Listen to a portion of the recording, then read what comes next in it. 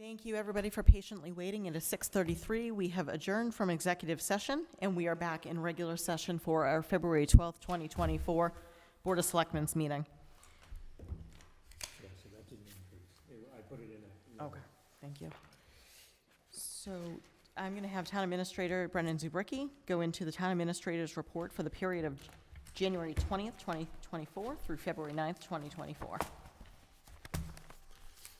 Can you hand this to Pam?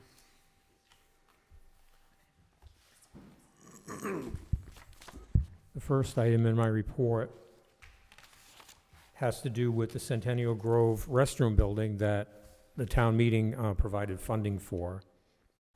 As the board is aware, we went out to bid using the modular construction statute to determine if we could get a restroom building in that fashion, and we ended up getting no bids. We did feel that we were going to get at least one local outfit that does that, but due to staffing changes, they're not committing to new builds. So then we looked at the possibility of using a contractor that's on a nationwide group purchasing contract. And we did find a company in Kentucky that does that, except that it's not, it may not be as durable of a build as we would want to stand the test of time. Other options include going out and getting a design done and stick building through a construction contract that we would put out to bid. Or if we have enough volunteers, professional tradespeople, like we did with the pavilion at the Centennial Grove, there is probably a way to build these restrooms with that type of workforce. And Ruth and I and others had a meeting on site last week, and Dan Mayer, who really spearheaded the professional volunteers for the pavilion, said he really feels that that folks will rally and will be able to, if the town provides the materials like we did with the pavilion, to build the restroom facility that way, which is going to get you the most durable product for probably less money overall than the other two options that we were considering. Great. So I like the idea. It seems like it has. What is the timing on that? Did Dan have an estimate? We think that most of this summer would not have a restroom Okay. available. So it'd have to be rented again, the porta potties or Yes. whatever, yeah. Mm-hmm. The nice thing about the, during the meeting last week, it would be a post and beam type facility that would match. It would be a smaller scaled version of the Folsom Pavilion. So, and obviously Dan, is ready to donate the lumber and have it all milled up in Maine from the same company. So far we met on site with an architect who's willing to donate his time to do the drawings to match the pavilion, and then Dan, who's going to donate all the lumber. So, and we had a plumber on site that's going to donate their labor to do all of the plumbing work.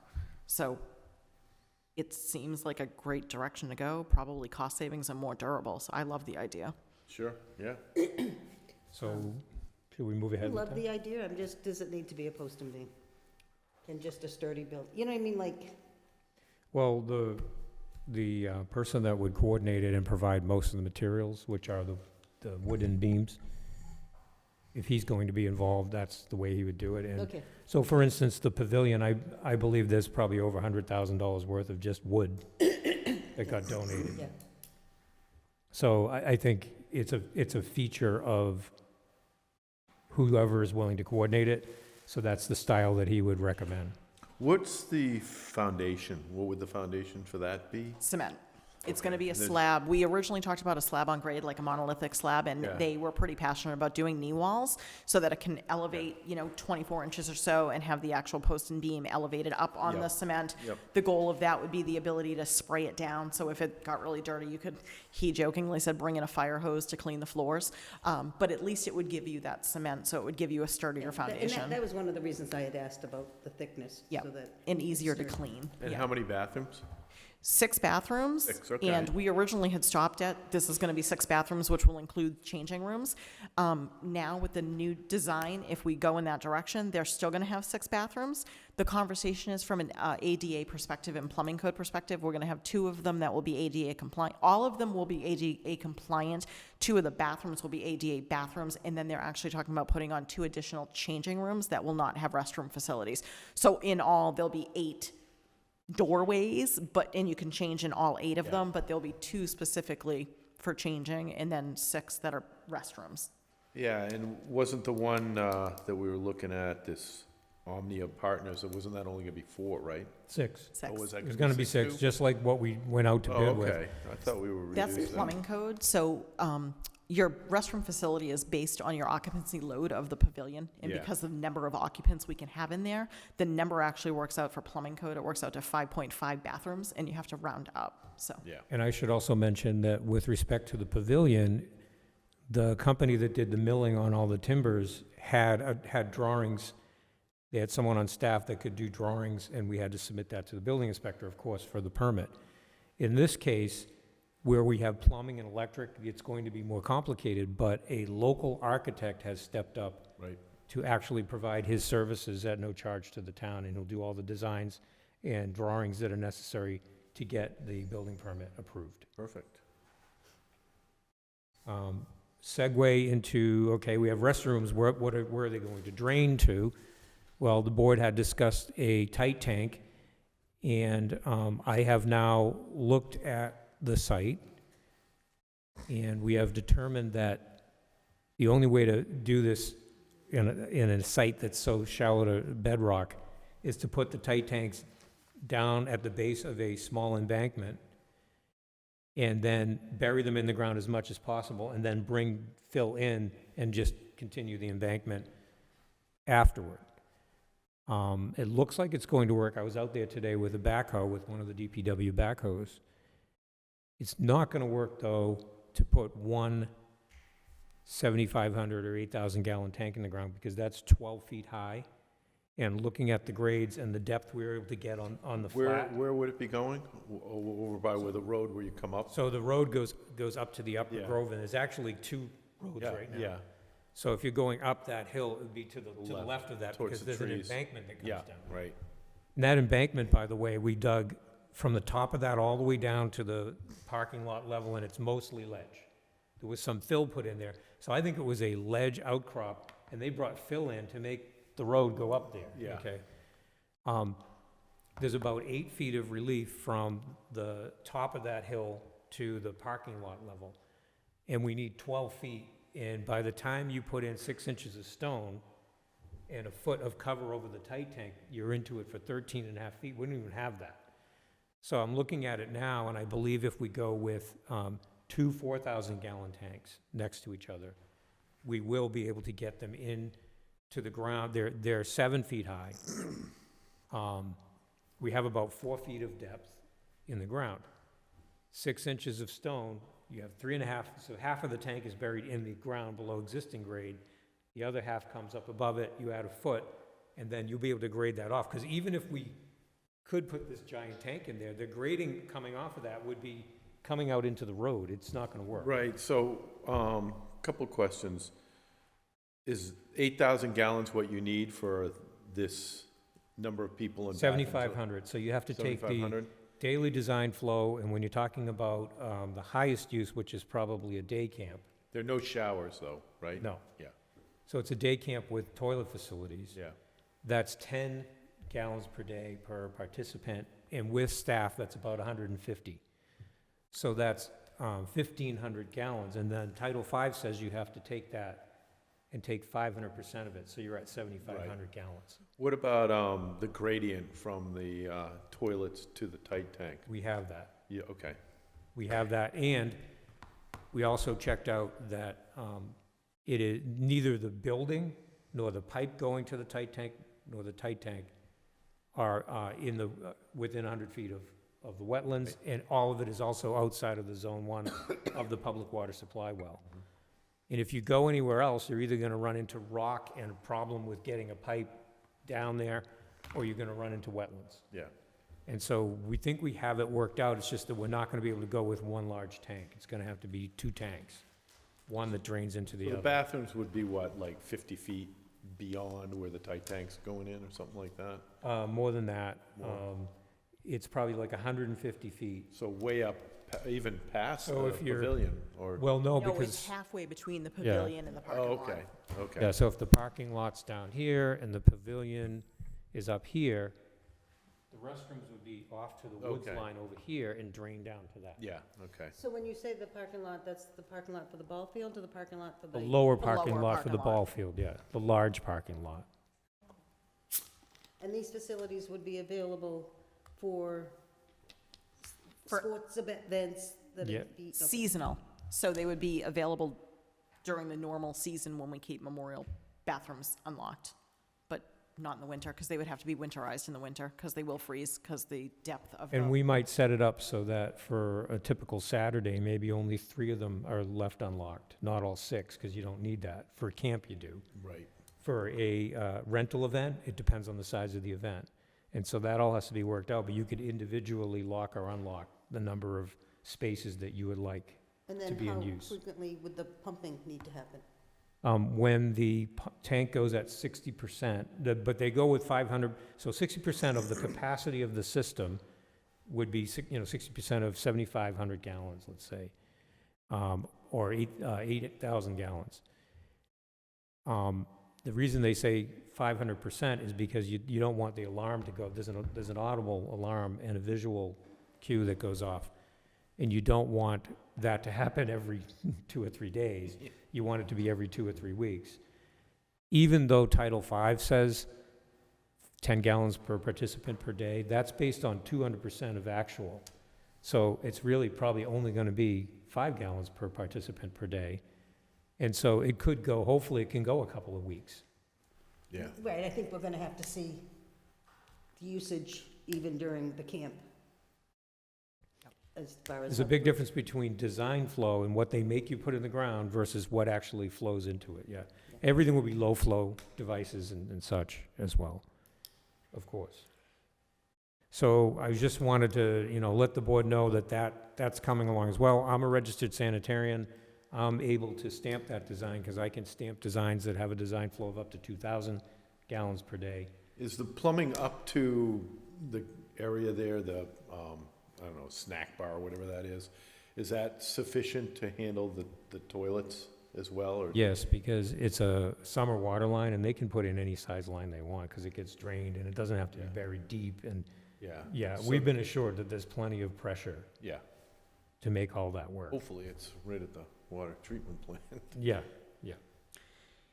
Do you think it's necessary to take a motion to actually go with the donated building versus the prefab building? So that it's an official vote, that we're gonna kind of go in I a think different you direction? should, because it's the board supporting the similar effort to what brought the Folsom Pavilion about.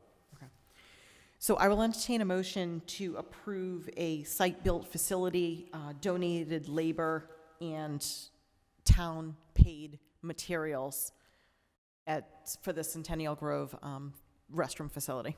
So moved. Second? All those in favor? Aye. Aye. All right. Next, we have the zoning bylaw review project update. The board is going to be posted for the next public forum with respect to the zoning bylaws. And that is going to happen next week, on the 21st at 7 o'clock up in this room. Right now, the planning board would like to look at the annual town meeting with adding, I believe, 3 categories that should be subject to special permit. and better defining those things. And perhaps at least defining the characteristics of different zones, but not asking town meeting to actually cordon off any areas of town to make them zones. The feeling is that that can come in the fall. And the moratorium will be in place until the end of this calendar year, so that's the basic plan that they have right now. And I know that the chairman of the planning board will give more details about that at the forum. The forum itself is gonna focus on feedback that we already got from residents when there was a both in-person and online exercise offered whereby people can say, hey, this area of town, this should be commercial. This area of town, this is clearly residential. And there are certain trends that definitely lined up so that you can better understand what people are saying. You can see whether that makes sense to you. And there'll be more discussion at this meeting about what they're calling place types and how those might be able to be worked in. I know that they're looking at different gradations in residential, so they were talking about maybe a village-type residential area with certain zoning requirements, which would be denser.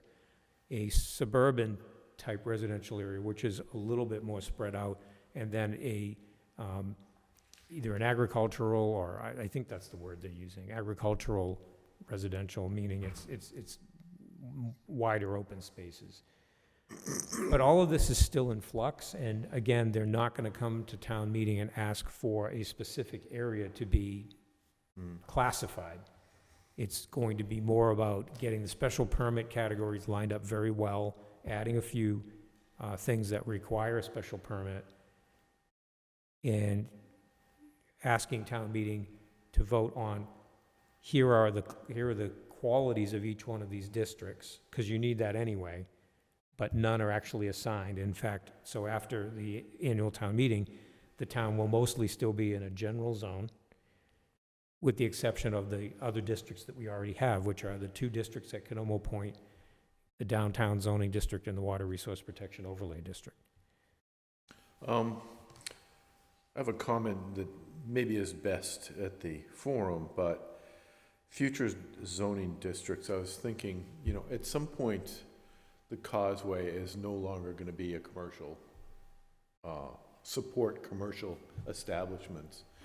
And it might, rather than deal with this 50 years from now and have to change zoning all around and all that, might be worthwhile for somebody, whether it's a strategic planning committee or the planning board or whatever, to look into some other location in town that could be designated as a commercial district to whether it's down by Farnham's or off Water Street or. Well, I think one thing that we might look at there is when the town has to go through the municipal vulnerability preparedness, what they're calling 2.0. Right. So we have a plan now, we're being asked to develop Plan 2.0 with the town planner.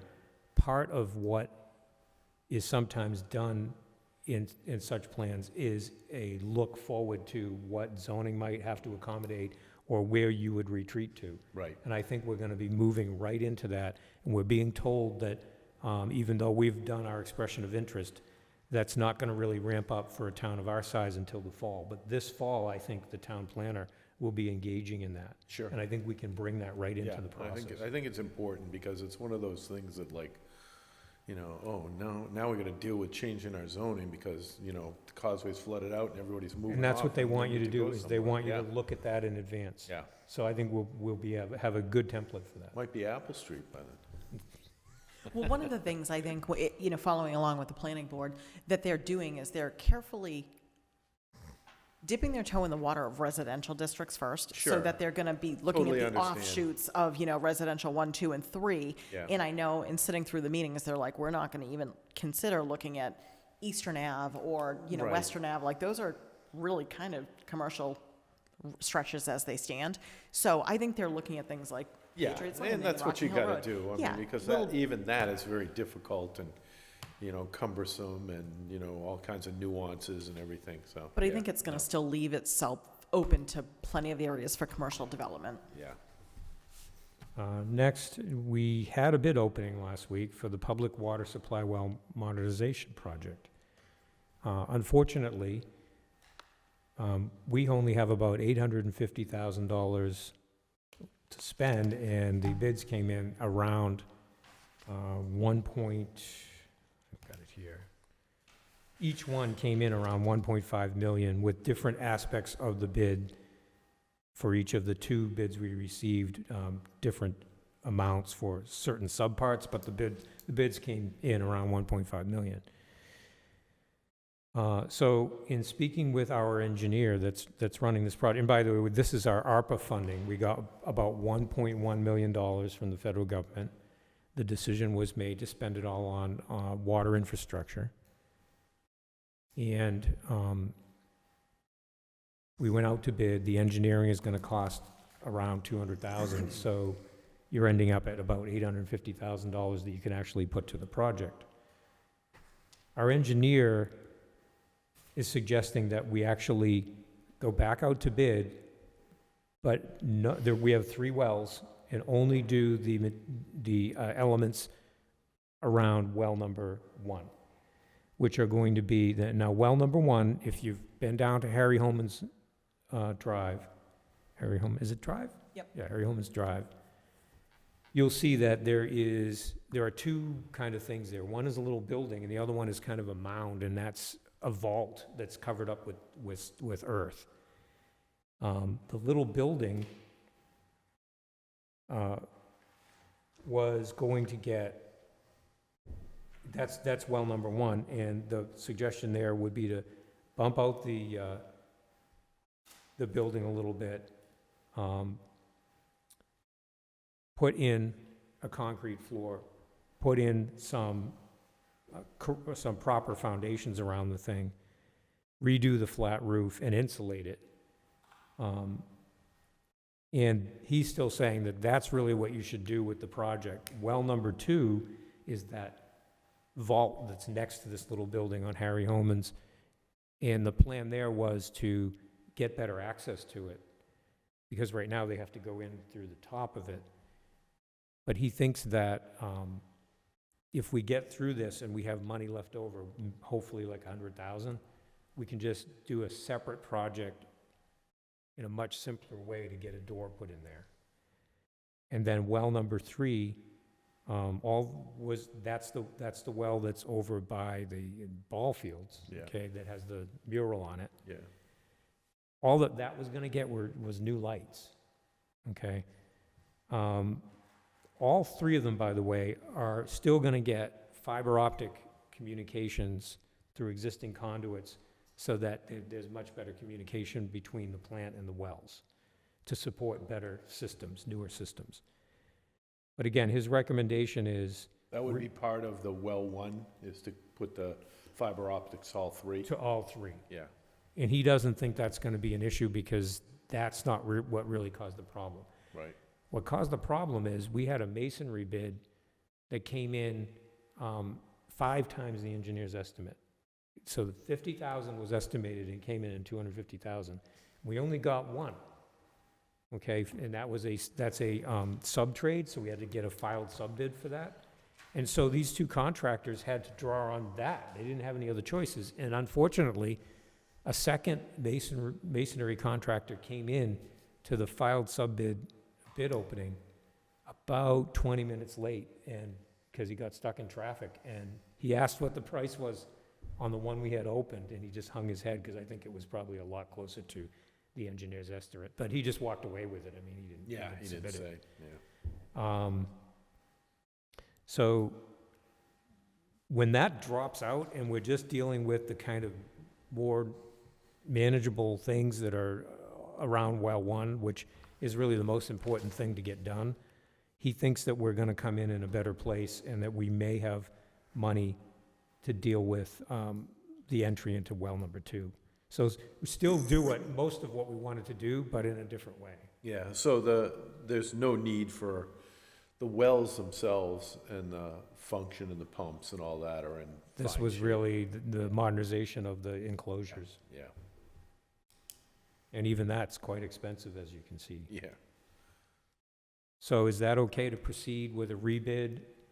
definitely. Packaging well, the things in well number one and the communication. Makes sense. Okay.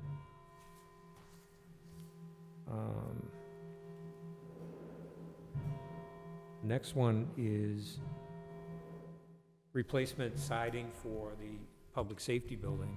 So when the public safety building was first built, the design called for cedar, and there was a question as to whether we wanted to coat the cedar. Not only did the board at the time go with wood, real wood, cedar, Not Ruth, I will, not Ruth, I will mention. the majority, vote was to go with real wood and to coat it.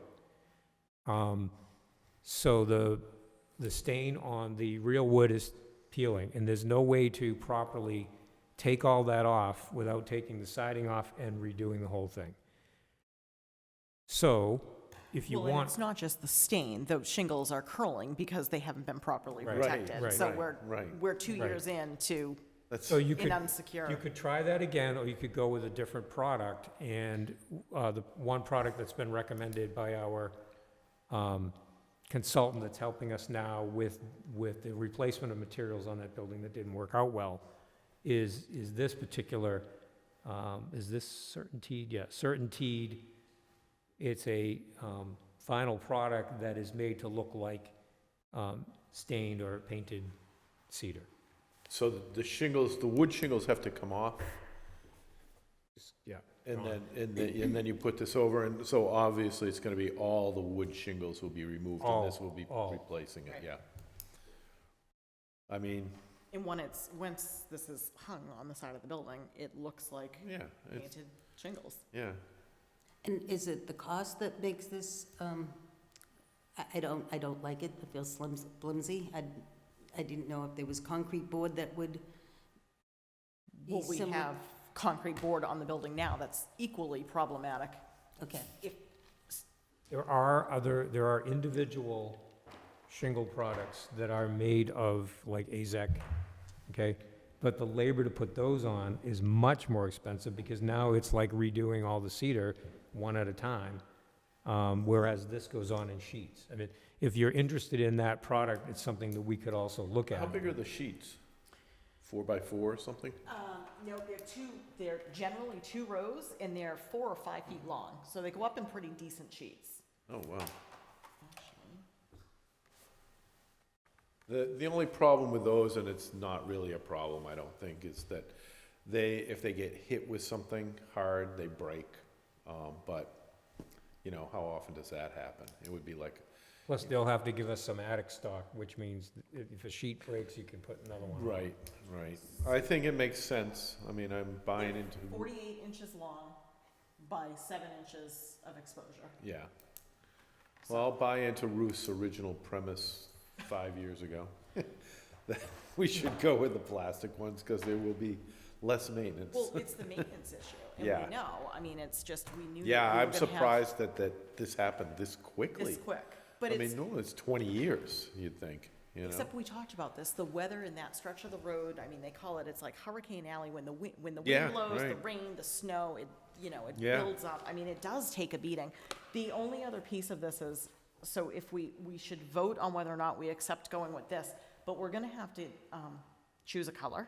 And I did mention that this was coming up before the board tonight, and the fire department would like to weigh in on the color choice. So I needed to make sure that we were okay with, If you choose the Cabling. material, if we choose the material, will we give them, at least the ability to look at the colors? It doesn't mean we have to accept it, but they did want to talk about the colors at least. course. if you choose the material, it allows the specification process to move move on. forward. Because the Right. color is, you order Doesn't that matter, when the unless- contractor comes on, you Unless know. it's out of stock or something, Right.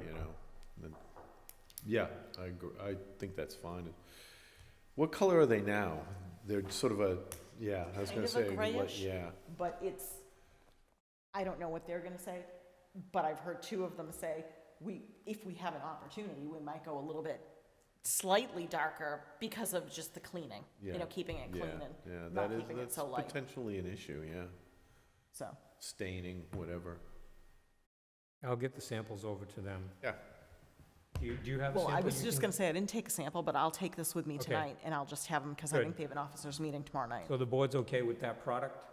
Yes. So I'll entertain a motion to approve the CertainTeed Cedar Impressions double 7-inch straight edge protection shingles, color to be determined at a later date.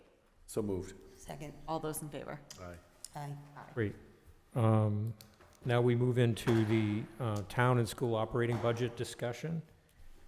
We have news from the Regional School Committee, Manchester Essex Regional School Committee, that the original overall increase of 3.42% has been brought down to 2.99%, which brings the Essex apportionment down from 5.31% to 4.82%. I'm sorry, 8-2? 4.82, correct. What's important about that is it provided the town with some additional reduction, and we're close to our levy limit. We believe that that, combined with the fact that we now know that the vocational district is also decreasing because there's less students attending, brings things into view nicely. If the board recalls, we normally see tax collection from a factor known as new growth in the amount of $90,000 to $100,000 a year. In fiscal year '24, when we got the tax rate certified, new growth was certified at $180,000, okay? So that carrying forward into the new fiscal year, combined with the reductions from both school districts, allow us to feel that at this point, fairly comfortable that no override is necessary. And, you know, we don't realize all of that because we have the town, school districts, the Manchester Essex Regional School District is still an increase, it's just less of an increase. Of course, the town government is an increase, as it is every year. And so between the two reductions and the new growth that was certified rather unexpectedly for fiscal year 2024, we do have increasing costs playing against that, but we still feel that we're in good shape. And at this point, we do not see the need to have an override. How about the VOTEC? Again, that's gone down. Yeah. We had passed the override for them last year because Yeah, we right. increased by 3 students, so we needed almost $60,000 last year. Yep. But now this year, 3 students have actually, we're decreasing by Graduated. those 3 students, so we realize kind of a Yep. gain on that side from that override.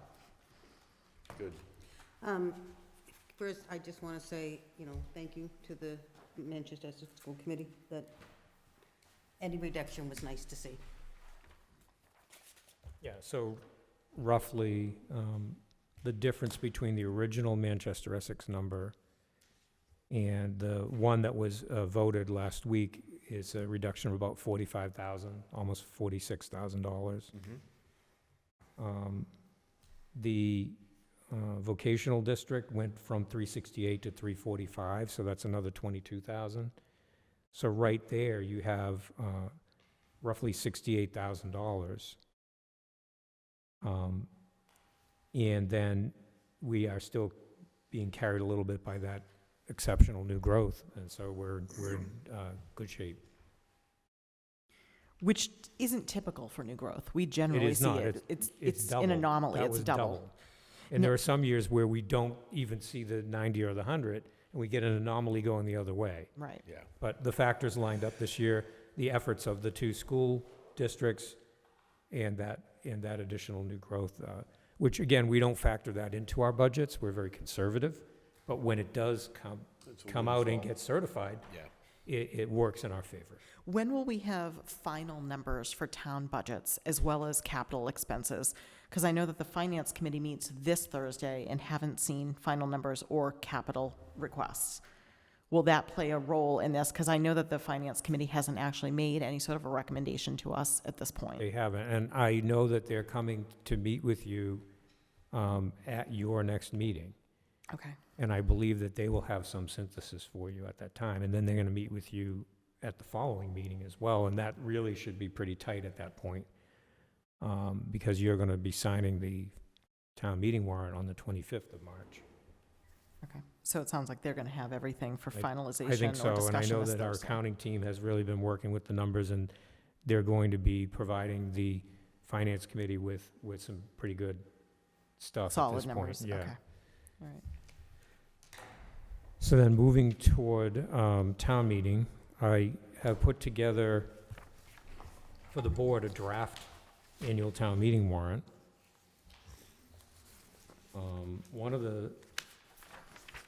One item that I have seen, I don't think I put it on there yet, is that I was told by the Board of Public Works, and we're waiting to hear, from the Finance Committee about this, that they really need to do an engineering study involving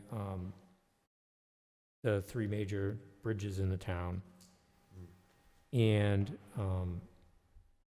they also would like to see a water sewer truck. And again, until that comes through the Finance Committee and we get their idea of whether that should that come up in the annual town meeting? Should that be put off to the fall, et cetera? What kind of truck? Water sewer truck, so it's probably gonna Just be a like a pickup, pickup truck, probably with a Nothing special, yeah. Lift on the lift back, on it. like a Yeah. winch lift. Yeah. And that helps them be able to lift the manhole covers or the grinder pump covers Yeah. or pumps right out of the Yeah. hole if they're heavy. So But if- not a big ticket number, really. I mean, it's probably still $120,000. They're not it's specialized. inexpensive. The Yeah. vehicle. One of the, so I do know a little bit about this truck, and one of the things that I've heard about it is that the fire department and the superintendent have had a conversation that they were initially going to be trading in one of their water sewer trucks to make this purchase, and because the fire department was interested in having a pickup truck for training purposes for their CPR dummies and their hose when they go to fires, they have personal vehicles being damaged by fire department equipment. So they were looking into possibly getting a pickup truck, and the superintendent had mentioned that they get such minimal amounts of money to take on trades that they would be much happier to donate it to another town department since the taxpayers have already paid for it. So this could potentially be a win-win. It's still an expense that we need to strongly consider whether we can afford it or if we're going to put it off till fall, because we've already said we're making, fire and police wait till fall to even discuss vehicles. So maybe we take that same position. I don't know, but it at least would kind of kill two birds with one stone. Sure. So with respect to the warrant, in the draft that I've put together, I just took the way things shook out last year, because we didn't know whether we were going to need to do another override attempt. And with the override attempt, if you remember, we had both, in case of last year, we had both school budgets early in the warrant. One for the override portion and the other one for if there was the portion that would be within the Proposition 2.5 levy. So I've got those for the Manchester Essex Regional School District as Articles 3 and 4, but we don't think we're gonna need that, and I would say that the school operating budget could be put back to where it usually shows up, which is after the town operating budget. Yeah. Which, Which is Article 5? Yes. Okay. And so normally we would see the school after that. So I'm fine with that. I have some comments on this draft. I would like to see Article 24 be Article 5, and then I would like to see the school be Article 6. And the reason for that is that I think that we're going to have quite a few families with children in the school be there for the feasibility study.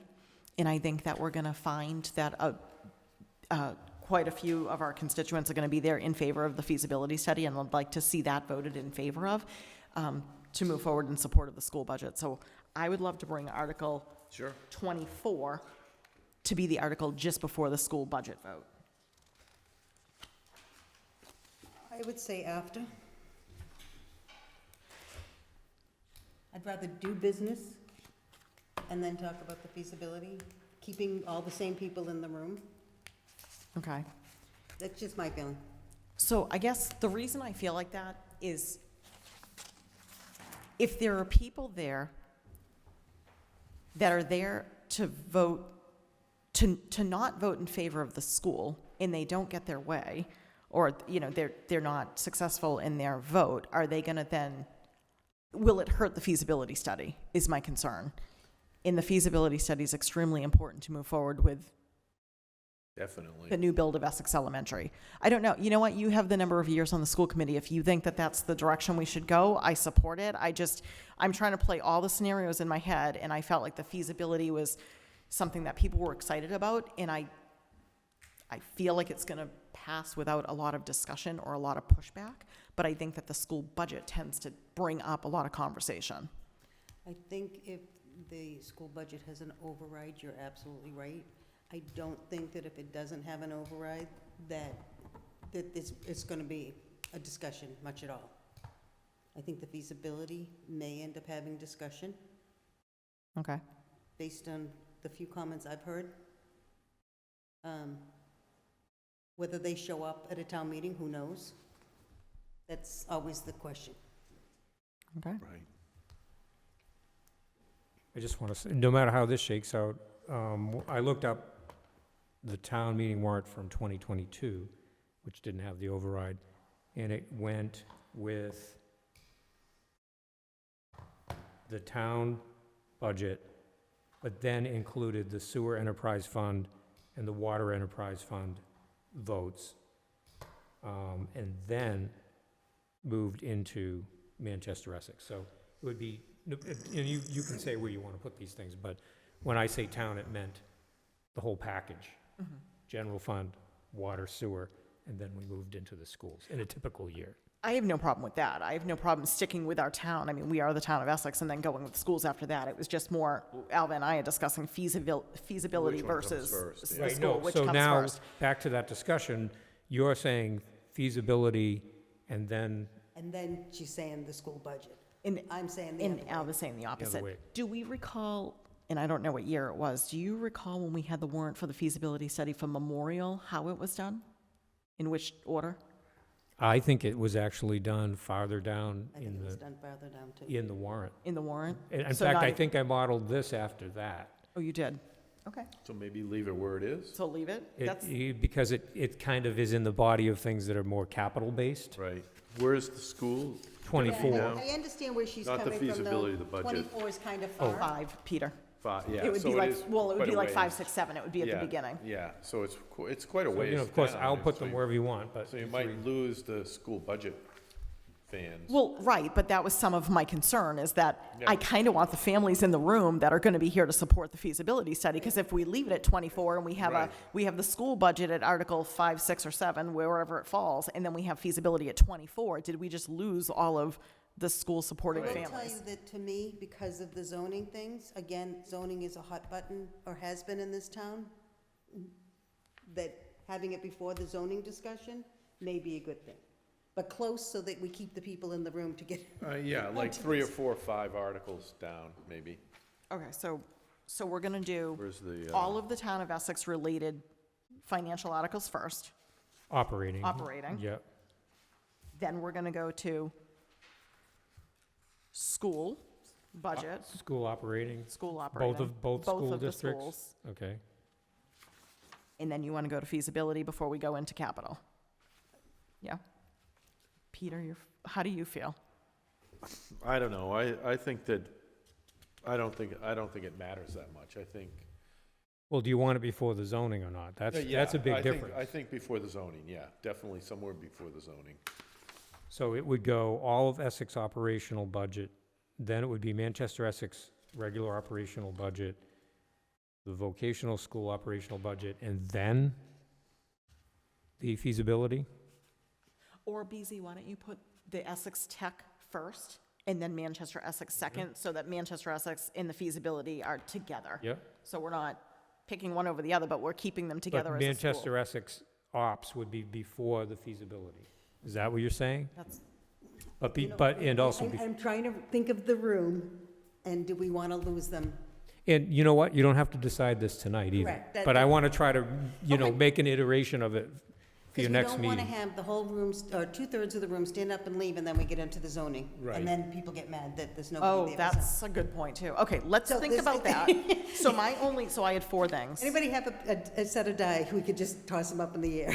Well, at least we know Let kind me of do what some we're thinking gross about. reorganization for next time, and then we can finesse it, okay? So I have three more.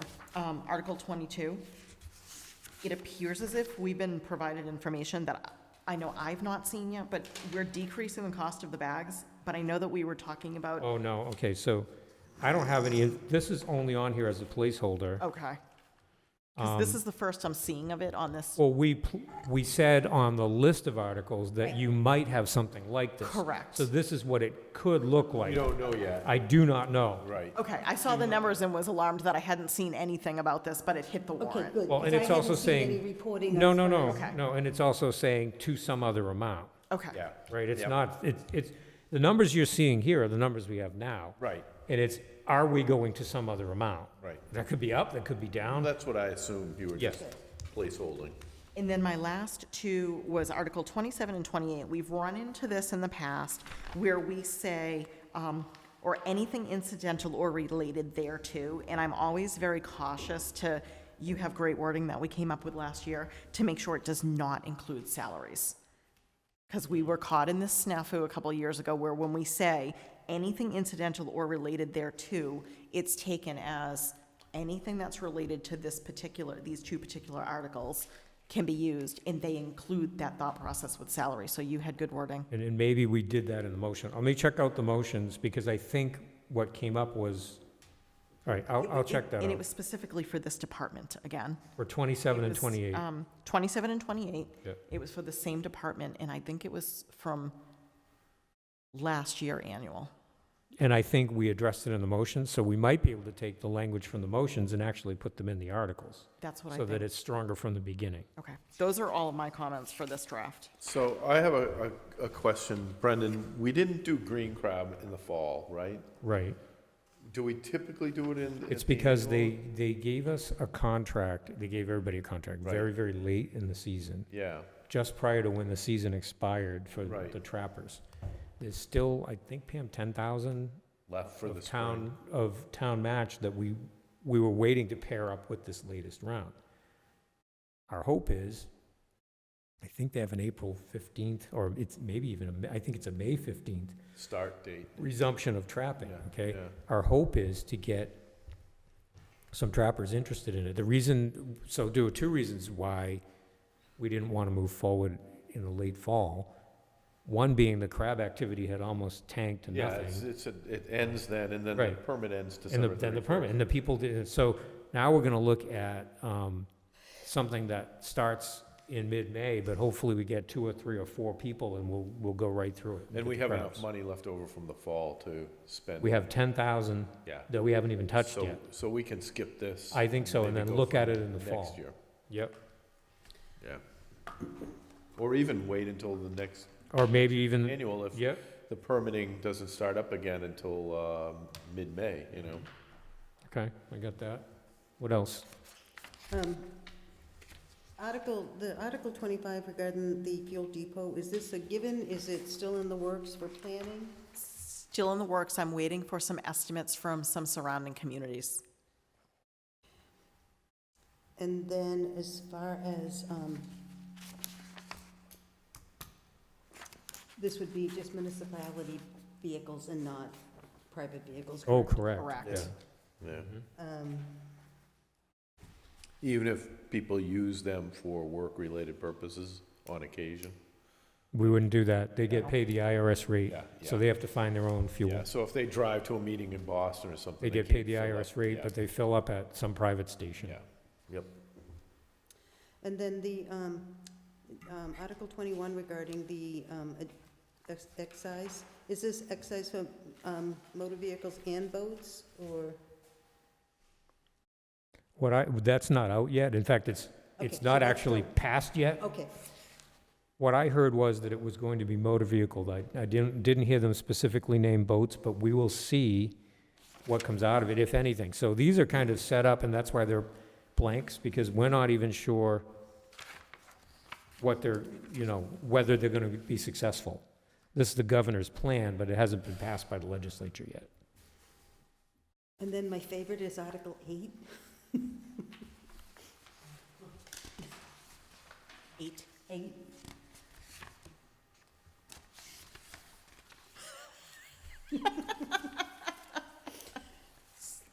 Yep, So I've never seen this on our warrant before. I know that. always on the warrant. But it's not an increase, correct? Or is it just to pay? Says to fix the salary compensation of each of the To elected set it. officers. We set it every year. It's a placeholder. We leave it Yeah. in case we look at wage and salary scale Yeah. or any other positions. Well, so it's voted on in two parts. Article 7 is for everyone that's not elected, people who make money that aren't elected, except for contract employees or union employees. And then Article 8 is everyone who is elected, if they are paid, what are they to be paid? And it's a separate statute. But it's on the warrant in these two parts every single year. Yeah. It's not new. Did you want to go do research on what selectmen are paid, Alva? And sometimes, Sometimes it's pretty high. I've already done my homework. Anything else? I'm good.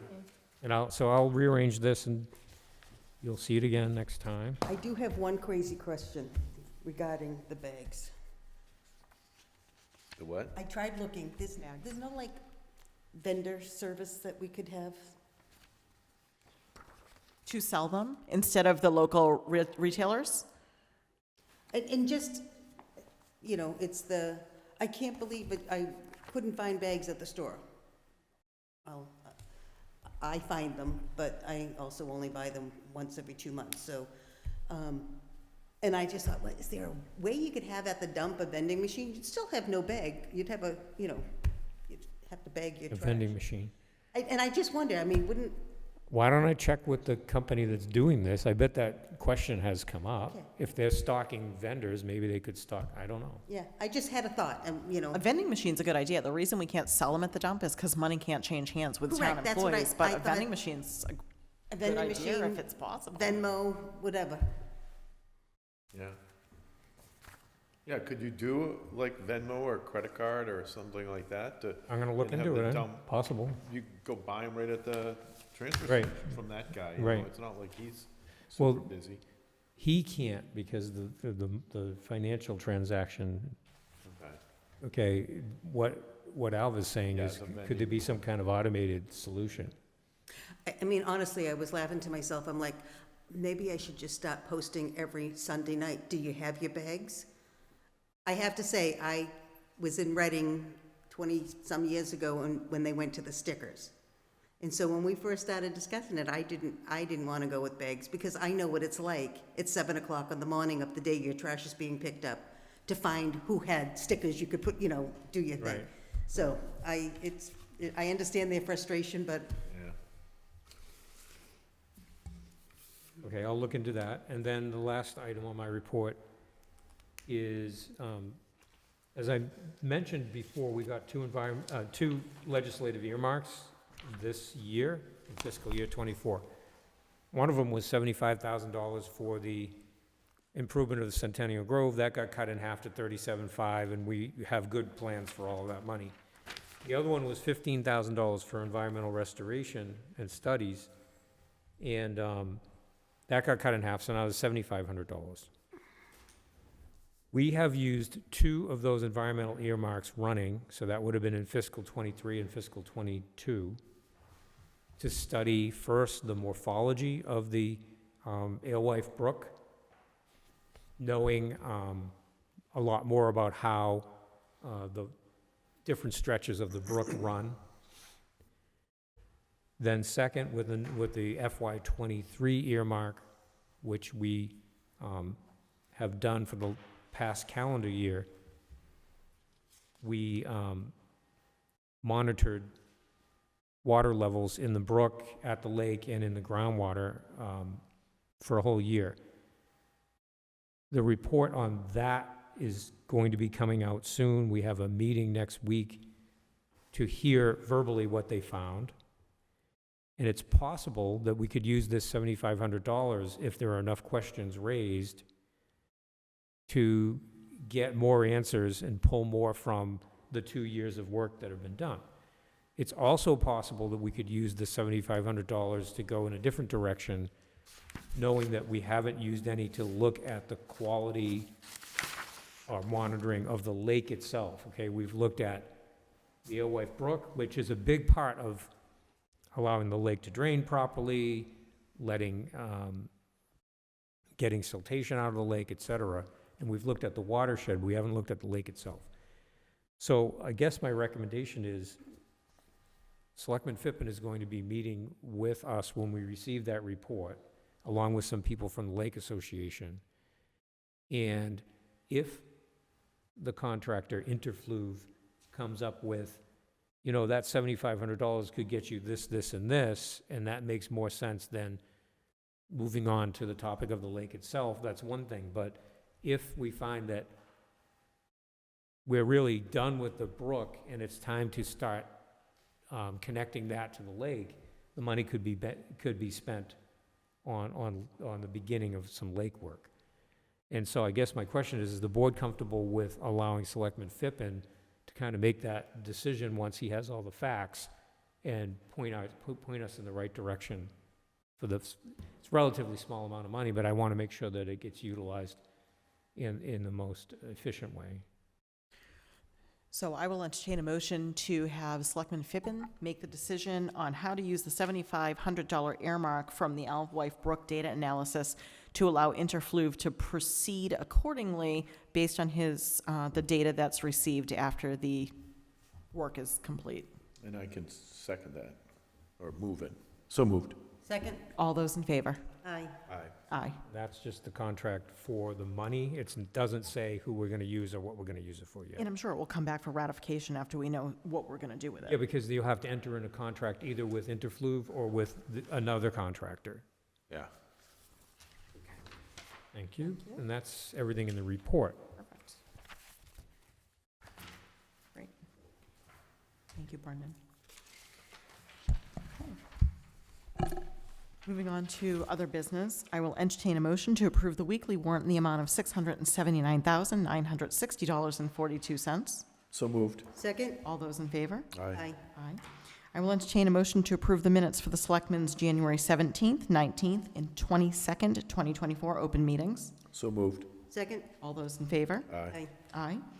I will entertain a motion to ratify the chairman's signature of the Regional Coastal Resilience Grant Letter of Support for Essex County, known as the Climate Resilience Regional Challenge Program. So moved. Second? All those in favor? Aye. Aye. I will entertain a motion to ratify the chairman's signature for the fiscal year 2024 Cultural Council allocation contract. So moved. Second? All those in favor? Aye. Aye. Aye. I will entertain a motion to ratify the chairman's signature of the contract documents for the fiscal year 2024 firefighters safety equipment grant in the amount of $9,128.32. So moved. Second? All those in favor? Aye. Aye. If there's anything here that you guys have questions on, I think we've all seen emails on these, but feel free to stop me or ask for discussion. I think all of these ratified, we all saw the emails. Next, I'm sure there will be just some discussion. We will be reviewing a draft policy for the potential licensing for use of the town landing by third-party groups on a one-day basis.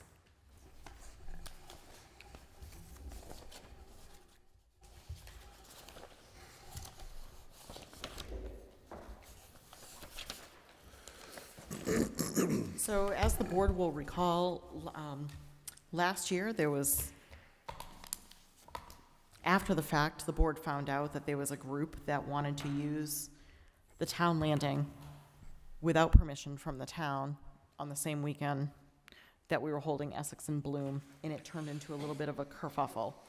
So in an effort to try to accommodate third-party groups being able to hold events on the ramp, which we know is a resident-only ramp, so this would be against the norm of allowing somebody that's a non-resident to use it, we talked about the possibility of coming up with some sort of an agreement or a rental application or a license agreement. So this is our first pass at what that license or rental agreement could look like. One of the things, so I took the first stab at this based on other license agreements that we've had in other areas of town. And one of the things that you'll note is that I did it off-season, because during the on-season of boating, the reason that it's for residents only is our residents came to us and said, we want this to be one of the things that we have sacred to ourselves. So it doesn't make sense to, hinder that, since we did it specifically for our residents. So one of the things is that we put this on off-season, so it would be after October and before May, or through May. I think we put the dates, bear with me.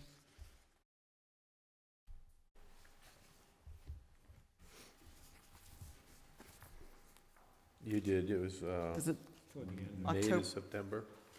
Yeah, Through so it's, September, I believe. so during regular boating season, which is the same, it mimics. Actually, June through September. It's June through September is when our residents use it, so we did it off-season. So it basically mimics the parking down at Shepherd Memorial, so that it would mimic that. We also put a fee on there, so we did make sure that they would have insurance, naming the town as a second insured, making sure that we were not liable for anything, making sure that they hired police details, ambulance details, fire details, if all of those were necessary, and that there would be a fee associated with it. And the reason for the fee is that what we found in these meetings was that one of the reasons that the town ramp was so appealing is that it was free. And the Essex Shipbuilding Museum was charging $2,500 per day, and they don't actually have a launch. And then Rivers Bend was also charging a fee. They do have extensive parking and a launch. So I don't know what their fee was, I apologize. But the one fee that we did know was the Essex Shipbuilding Museum was the $2,500 without a boat launch. So this is our first pass, and I just want to have a conversation and see what you like, what you don't like. And certainly if this is a lot to absorb, we can also table this and bring it back in another meeting. One more time. I have a question. If there's a small group, say it's like, a teacher in a classroom, kids, they want to go down and do something, off the dock or down at would they be subject to all the fees and police detail and all that kind of stuff? Or is there some sort of size or number of people that would trigger all that and the huge fee and that sort of thing? I'm just wondering if there's some way to accommodate. Sure, I know that, if you'll recall, 3 summers ago, even though we had the boat ramp closed and it was resident only, we actually had a school teacher from Ipswich that asked permission in writing of the board, and we voted unanimously in favor of allowing them to use the ramp and bring their classroom of children from Ipswich out. Yeah. Because, I know that you were a big supporter of that, getting the kids on the water and I don't remember if they went clamming for the day or what, just I don't to remember see what the they did, history of yeah. Essex and what they did, but I think that we should probably visit those on a case-by-case basis, and Okay. this so is that- more so- the fun. Okay, so or- this is the standard operating procedure, but there is a override that we can do. Yeah, I think that's, And we could add that into this license. We could say that it's for groups of 50 or more, or, we can alter this however we want. It should be a tier pricing. I think that, personally, I think the amount is a little bit high. I think that having a tiered pricing where, depending on what they're using it for, could be adjusted.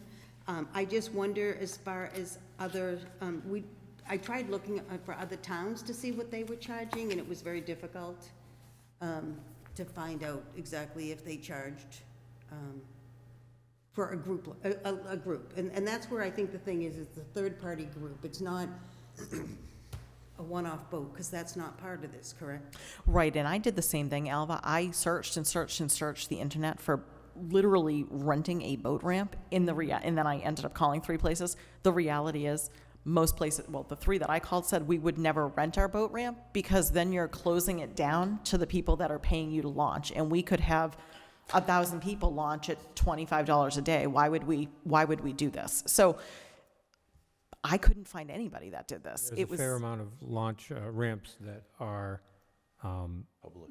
yeah, they were used, they took, it accepted state grant money, Yeah, like Dunfudgeon over in Gloucester, or Ipswich. in Ipswich. And once that occurs, then it's a state ramp and it's $5 or whatever the, Yeah, It was whatever you $5. wanna it do. doesn't matter where you're And from. it doesn't matter where you're from. So that's the thing, is they can launch in Raleigh and Ipswich and Gloucester for $5 or free, because if there's no one manning it, no one's collecting the fee. Yeah. And then don't I, think Raleigh is, I think Pearlie's is private. Pearlie's is private, I but think it's can't they Ipswich and launch over Gloucester. on the, by Governors? Isn't there a small launch over there? No, Over down that side road when you go in toward Plum Island on the right, there's like, well, anyway. yeah, whatever. Newbury's private, I know that. That's right on the river. Right on the river. Yeah. so the other things that that came to my head was, okay, if we're gonna do this, do we also make sure that it encompasses Canomo Point's landing, you know?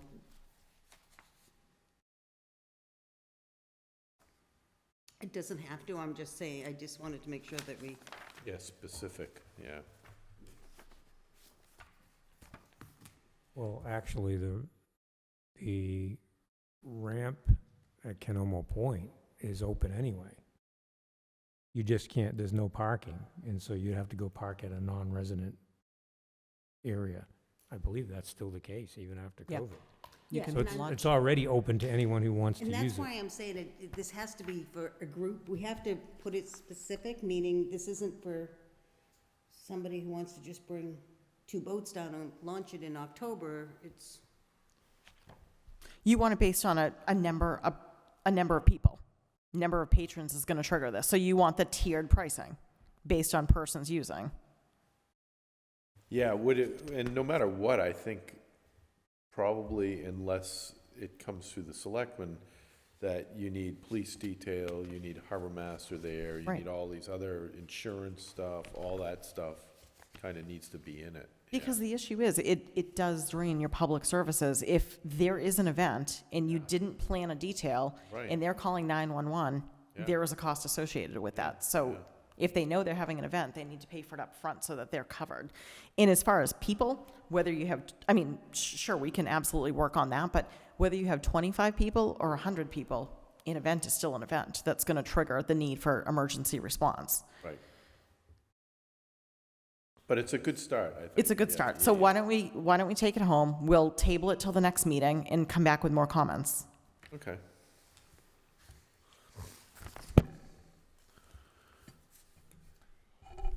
We received a letter from the Essex Bay Sailing Club regarding permission to use a town-owned lot for club activities. So the parcel of land that's in question, if you know Canomo Point, you go down Canomo Point Road, and there's Beach Circle.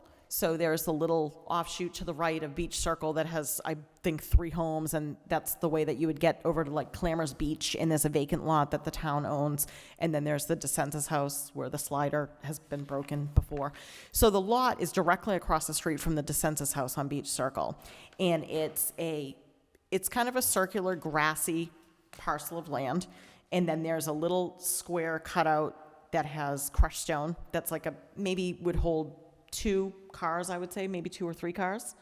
Yeah, so anytime we took a building down at Canomo Point, which we did on Beach Circle, that's number 103 is what they're talking about, but we also took a house down at number 5. That's 103 Canomo Point Road. It happens to also be on Beach Circle. We took 5 Beach Circle down, and anytime we did that out at Canomo Point, it was recommended that we put the gravel in place, and there was a house moved from across the street as well, back over to Cogswell. And that's because the Conservation Commission said if you continue to maintain that property in a disturbed state, if and when you do something in the future, you're not going to have to meet as high a standard, because it's already a disturbed site. you haven't restored it to its natural state, and now we're asking to alter it again. So that's why you see the stone there. It was part of the Can house you layout. show me which, I was thinking it was 19, which is all salt marsh. Do you know where Danny stores the kayak racks? Yeah. Right yeah, there. yeah. Okay, why did he say 19/98 in his letter? Because And that's that's an town old, property. that's the old, I believe there's a new, it's this one right here. Which one? That is this one. Okay, 71. Hold on, wait a minute. It takes a second to. Wait a minute, I don't know if I'm looking at the right section. Okay. Each circle is this. Yeah. Yeah, There are two lots there. There's a house here and there's the vacant one. It's this Okay. lot right here. He's using an old version of what before the assessor's maps were renumbered. Right, He's using okay. the old designations. okay. So 'cause- it's actually whatever map this is, lot 85, and the map would be if you did the information button. It doesn't come, the information doesn't come up on the phone, really. Oh. Yeah. And so I looked it up, and this is 19, is also town property. Yeah, that's just marsh. But it also backs up to where the sailing club, It's across the street is. from it. Oh, you know, where they have their little clubhouse. Yeah, where- that's and that's the what I thought, maybe. Canoma they- Point Association Yeah. House. Yeah, and I was wondering why they here. would, because Salt Marsh, why are they storing boats down there? They're gonna get washed away. Do you But- remember when I do, I remember. the three of yeah, us, I when Guy remember- Bradford yes, was on, we went down there, we walked the property, Yeah, and it was I like know where the Clamor's property Beach, now. and then the blue house, and then there was the I do- vacant land right Yeah, across the street. I know the property now. I just couldn't find it, anything, I didn't know what he was talking about, you know, I thought, well, it's across. So if you go down there now, you'll see the yellow sailboats that are all part of the sailing club. Yep, So, a couple questions I have is whether or not this has been around for a long time. Have they always parked it on this land? Have No. they- They've, I believe, put it on either land that was sold to somebody down there or land, at least of a tenant, so the town owns the property, but the tenant has allowed the sailing club to put the boats on the leased property. so I have a thought here, maybe, you know, we don't want people leaving their junk, whatever, on town parcels. But this has a function in the town, and if they gave Essex people a discount to the sailing club, whatever it might be, you know, some nominal amount or some major amount, then maybe, since it is a service to the town generally, that maybe we could find a way to allow them to use it? The issue that might come up is if there are other groups out there that have an environmental purpose, an educational purpose, a recreational purpose, they might come and say, well, you're them. authorizing this group to use town property, you know, near the water, how about our group, or how about what we do? Right. And But if we're not gonna use that property, or we're not using it, we can revoke it at any time we want, and they do give a discount for sort of a public service to the town, which another group, you know, I mean, if they did do that and we weren't using the property for anything else, it might not be a bad thing, I don't know. Something to think about. So I have a couple of thoughts on it. So one of the thoughts I had was that, in light of our last meeting, talking about the Gregory Island Road parcels, Sure, in yeah. that we don't want to have private people storing personal property on municipal land. So we want to make sure that we're being, you know, following suit and being equitable. This is something they have been storing them there for quite a few years, right? I mean, I at don't least know in how the many- last I don't five. know how many Seems years? like- yeah, Oh, I it don't seemed think like- it's 5 years, I don't think so. It's been a few, It's- though. It's been quite a few. I mean, I'm trying to think of where they used to be. I don't know before where that. they were either, It but It they've wasn't, been. but the point, Scattered around. if so, it wasn't done with any permission. With any permission. Yeah. So my notes on this was, what about the possibility of doing an annual license like we do for the Canoma Point docks and floats? That's one possibility. We could do it for fee-based. It doesn't have to be a huge fee. It could be $50 a year. It could be $1. It could be $100. Just something that we have an annual license and this is the Sure, fee. yeah. It would allow us, if we did it based on a license, it would allow us to implement restrictions. The specific locations, and I'll go into that for a second. I know that when we had the galvanized kayak racks put down there, those ended up getting parked on the grass, and they created huge divots from the backhoe. So we said, nope, those need to go on the gravel. And equally, we told the sailing club, and remove your sailboats from the gravel and put those on the grass because they're much lighter. And they did. They went down there, they moved all the boats to the grass. So it would allow us to dictate the specific location, how much land they can use, the proper treatment of our property, what our expectations are, and the ability to revoke it at any time. So those were just a couple of the notes I made. The other thing was in the third paragraph, it says, our proposed use of the land would primarily involve as storage for boats. So I kind of circled primarily because that's vague for me. I would much prefer to say specifically. And the reason for that is it does have that gravel parking area that you could easily fit 2 cars, maybe even 3.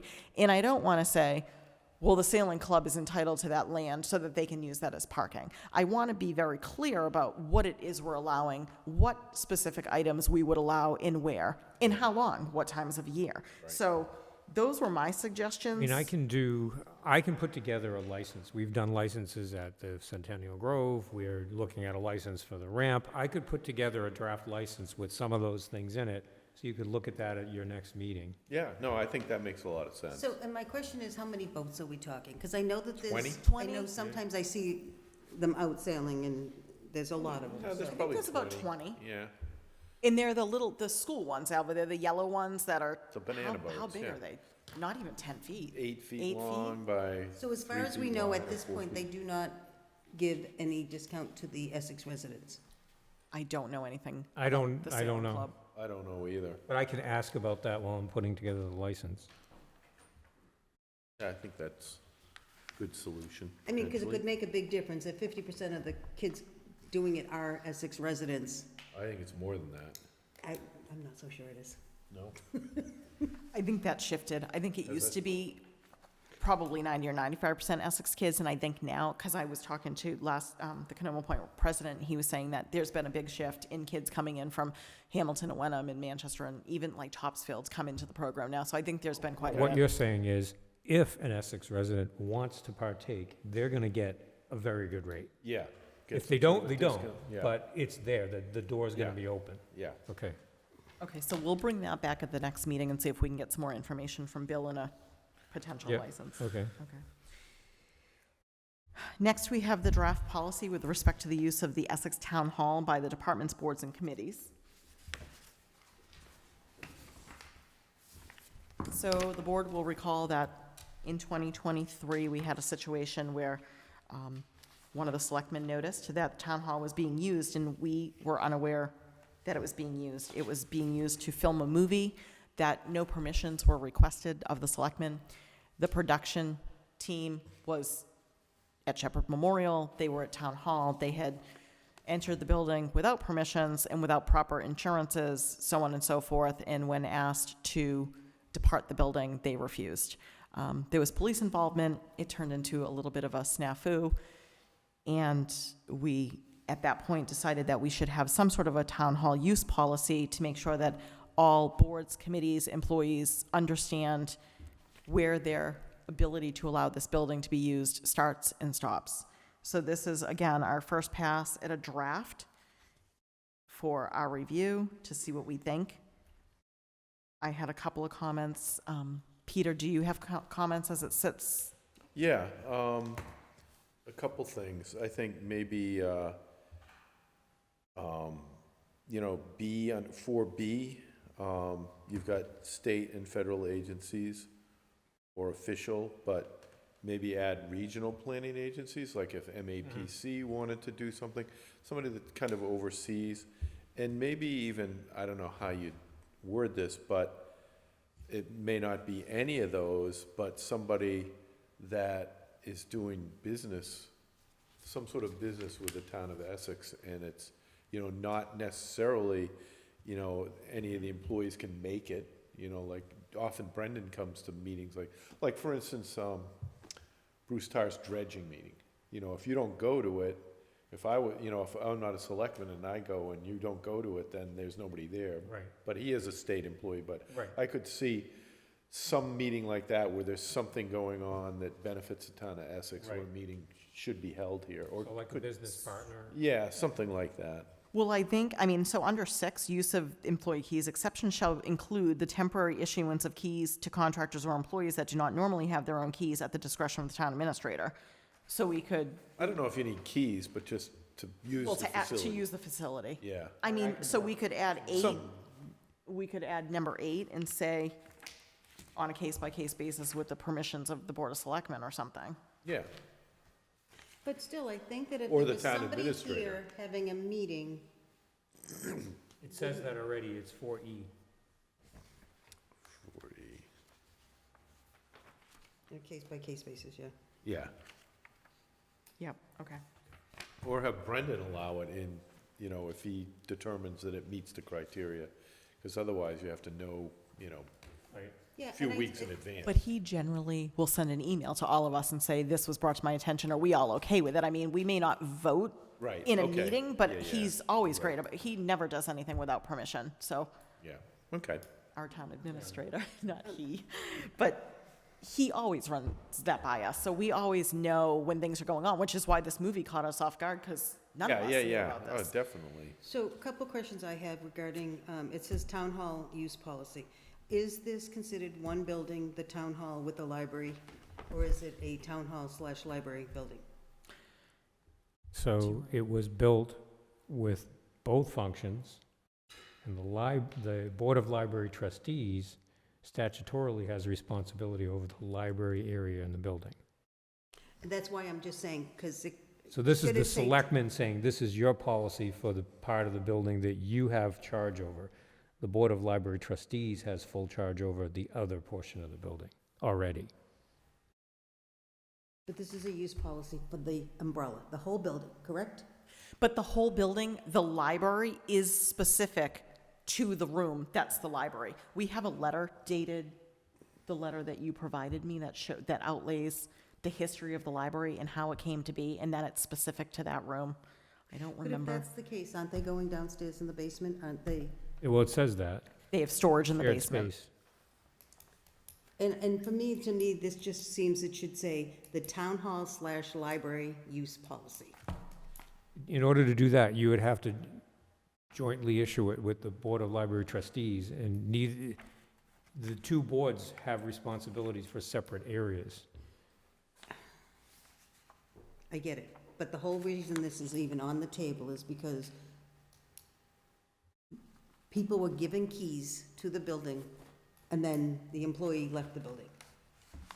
Right, And so, it was never communicated to the board that people are gonna be in the building. right, and so the Board of Library Trustees and their employees allowed something else to happen that came outside of their jurisdiction being the library spaces of the building, not this auditorium, not all the other places that were being utilized by this third party, which were all what we would call town hall spaces. I think this is fine if that's how you want, I just feel like it's the whole building. If the library does another event and somebody wants to use the library for something, and then people are going down in the basement, we should be aware of it. That's what I'm saying. To me, the biggest thing is, the Board of Selectmen should know who is in the building, regardless if it's for the library, or if he's putting a group together to meet here. But I think that's what this is saying, is that they can't use the space without permission. So the third floor space during programming still needs permission of the selectman's assistant for rental, for reserving the space. In the basement should never be accessed by anybody Yeah, except the employee of the library and strictly for Right. storage. Yeah, because it actually says, let's see, shared space, library, it says shared space for storage only. Right. A small portion of the basement for storage only in number 1. I mean, what we could do, if the board wants to, is, before you memorialize this, run this draft by the Board of Library Trustees to see if they have any comments, but really, there's only two boards that have the ability and the authority to manage anything in this building. It's you and the Board of Library Trustees, but the spaces are distinct. Right, and the Board of Library Trustees only has the ability to manage the space within their room. Anything else is a courtesy. There's some exterior spaces as well that are being suggested or should be within their purview as well. So my question in number 1, library as defined, it says the town clerk's lobby. Is that actually part of the library? I didn't think it was. I thought it was strictly it the library says- room It and, says, to the right of the elevator, the town clerk's lobby and the first floor conference room, saying, this is saying the area to the right of, if you cut Okay. through the building, you'd go through those things. I could rephrase that. I see what you're saying. it Yeah. looks like it's that whole Yeah, right. vestibule Saying- area. Right. To the right of these things. Right. Okay. But yeah, I can rephrase that. And then B, use of space, number 1, general, it says it shall generally be the policy. I think the word generally should be removed. I think it needs to say it shall be the policy, because I don't want this to be general. And then, number 7, penalties. I think, in my opinion, it says the final sentence, ability to access such space revoked, and I think it should say, and I know you'll disagree with me, but up to and including termination. I think that if this situation is egregious enough, like what we dealt with, that it should constitute termination. If this policy is not But you- followed, once it's put into play. The Board of Selectmen only has charge over certain employees. The appointing authority is for many other employees, the library, the Board of Public Works, you're not the only appointing authority in the town. Right, but if this policy isn't upheld, I would consider that breaking and entering. Right? So if you're in a space that you don't have permission to be in, you're now there without permissions, it's breaking and entering of, I can't tell you whether the law would see it that way, but, okay, I think the police were willing to remove the production company for, yeah. But if it's a town employee that, for whatever reason makes an error and allows it to happen, not sure that that's the same as breaking and entering, but that would have to be a different discussion.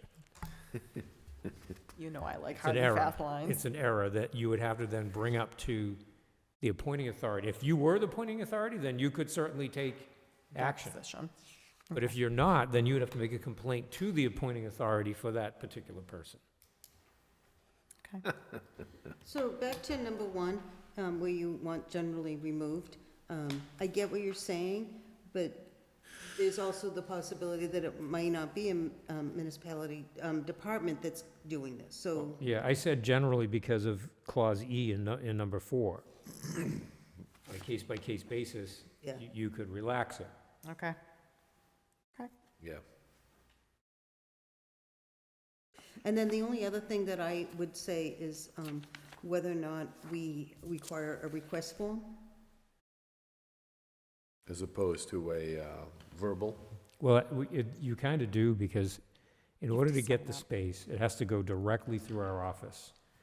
And Pam puts it on the calendar, but if it comes in and it's questionable, Pam comes right to me and says, I don't know who these people are, do you want to do this? And then we would go back to the policy. So if you don't reserve the thing, then you have nothing. Yeah, no, and I was just more like the contact information, phone numbers, what's the use? Why are you using the building? Is that all part of reserving it? No, they just say when they want it to But reserve it's- it for what day and what time, but the thing of it is that the library asked to reserve the library for the filming, and that was okay, that was put on the calendar, but then it turned out they were allowed in the whole entire town hall. So, I mean, Right. How do you control it? Yeah. And that's why I'm saying, having a request form where somebody has to fill it in and actually sign their name to it, Well, 99% of the time, it's a municipal department. yeah. It's not really that many times where we get anyone else. So I can rework this. Do you want the Board of Library Trustees to see this before you issue it? That's up to you. I think it would be respectful to ask them that we're putting this policy together. Do we wanna give oversee you- Because you them? may hear about that after if you don't. That's up to you. We don't oversee them. No, they're Yeah. statutorily Yeah, their own their own entity. thing. Yeah, nor do you have charge over the library. right. So, yeah, they probably should see it if we're gonna recommend something. Or I'll rework the language, and then perhaps you should get it to the place you want it at, and then just say, as a courtesy, this is what's going to be going into effect. It'll be discussed at the next meeting or something. If you have any comments whatsoever, please let us know. Okay. But So not the until only- after you see it again. The only thing you're reworking for language is number 1, library, where it says town clerk's lobby. You're just I'm gonna explain this better, a little bit yeah. better, okay. And then I'm And then gonna you're gonna add add in regional regional planning, agency. or maybe a business partner, I'll put some language in on that. I'll do a red line so everybody can see what I'm doing. Okay. And then, after your next meeting, it could go perhaps as a courtesy to the library trustees, Okay. and then 2 meetings from now, you could say, it's done.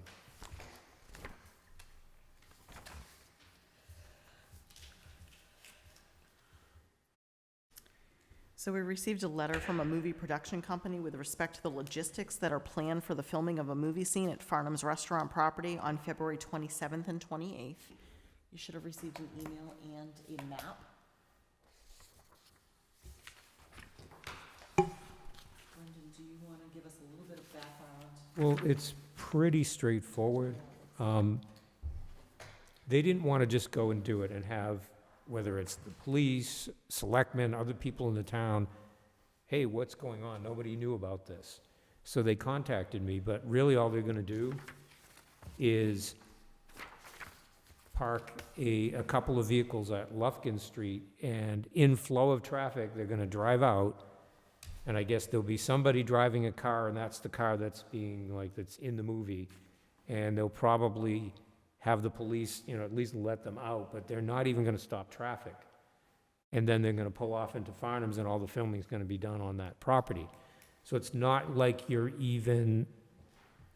not even affecting town property, because it's a state highway Right, and private. State and and private property.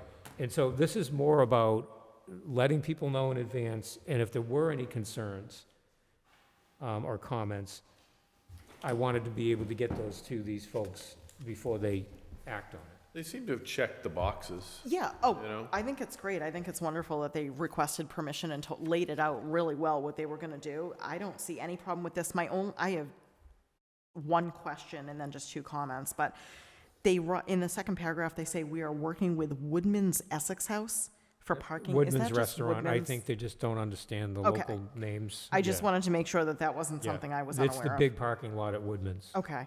And then in the third paragraph, they say twice that they're going to request a police detail.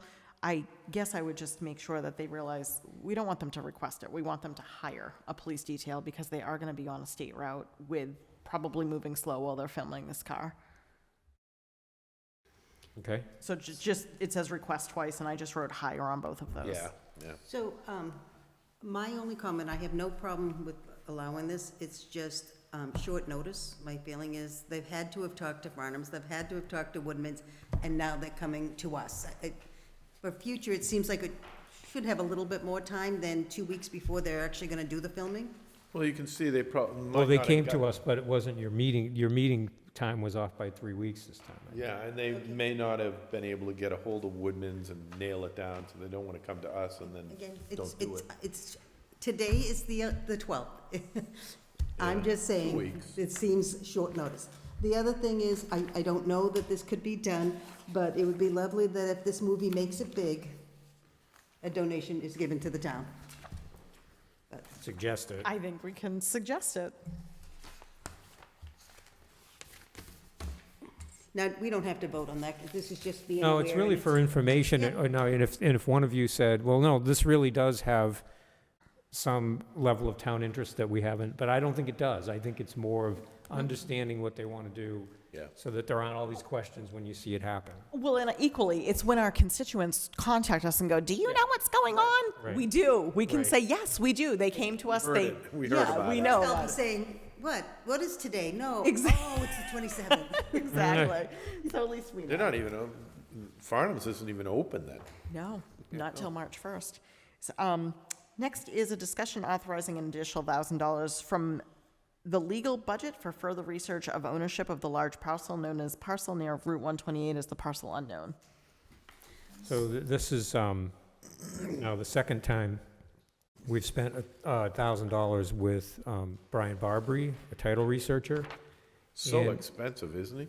Yeah. Given the fact that we were told from a professional, outfit, a legal firm, that it would probably cost over $100,000. Yeah. He's saying, I feel that a third round of research should yield some actionable results. To me, that says a lot, getting there in $3,000 instead of a lot more. But have we It gotten is any, incorporating Tina into it as well. have we gotten any results? Has he said what he has gotten and feels comfortable that this third round should be it? He says, I have one parcel chained up to the 20th century, meaning he's gone all the way from 1600s. the King's or something. Grant or whatever, Yeah. I'll be going to the probate court to order probates, and I hope to resolve the ownership of 6 acres near the Manchester town line. I think, yes, I think he's cutting through, and he doesn't even bill us for all of his time. He's so interested in it. Yeah, he's a that labor of love. it's a hobby, yeah. Yeah, he's into it. Let him go. So do you want to authorize another $1,000? So I will entertain a motion to authorize another 1,000 to Brian Barbary for more research on the parcel unknown at 128 and Southern Ave. So moved. Second? All those in favor? Aye. Aye. We received a request to consider signing a letter of support for legislation that would provide a no-cost drop-off option for used paint. And this is, the idea behind this is that when you purchase paint, you would be paying some kind of a surcharge that would fund some type of an organization, and their job would be to just come pick up the materials from whatever drop-off points are available in the state, so that you don't have people just throwing the paint in the trash, because that's what happens a lot of times. The oil-based paint really can't go in the trash, and the latex, although you can let the paint completely harden and dry out and then throw it in the trash, a lot of people don't do that. And so they're trying to find a way to support this so that the waste stream is more environmentally conscious. So I was a little unclear. Is it kind of like a car battery where you buy it and you have your old one and you can take it back to any place? Or do you have to take it to a facility, or do you take it to the town transfer I think station? it's more and like the town deals with it? or- whoever has one of these centers. Yeah, We actually have Sharon Kashida on the line with us, so we can let her speak to this, and we can Okay. probably ask her some questions. okay. Sharon, if you can hear us, would you like to unmute and just say hello and tell us a little bit about your seeking the town of Essex support for the paint product stewardship legislation? Thank you. Can you hear me? We can. Great. So just by way of introduction, my name is Sharon Byrne Kushida.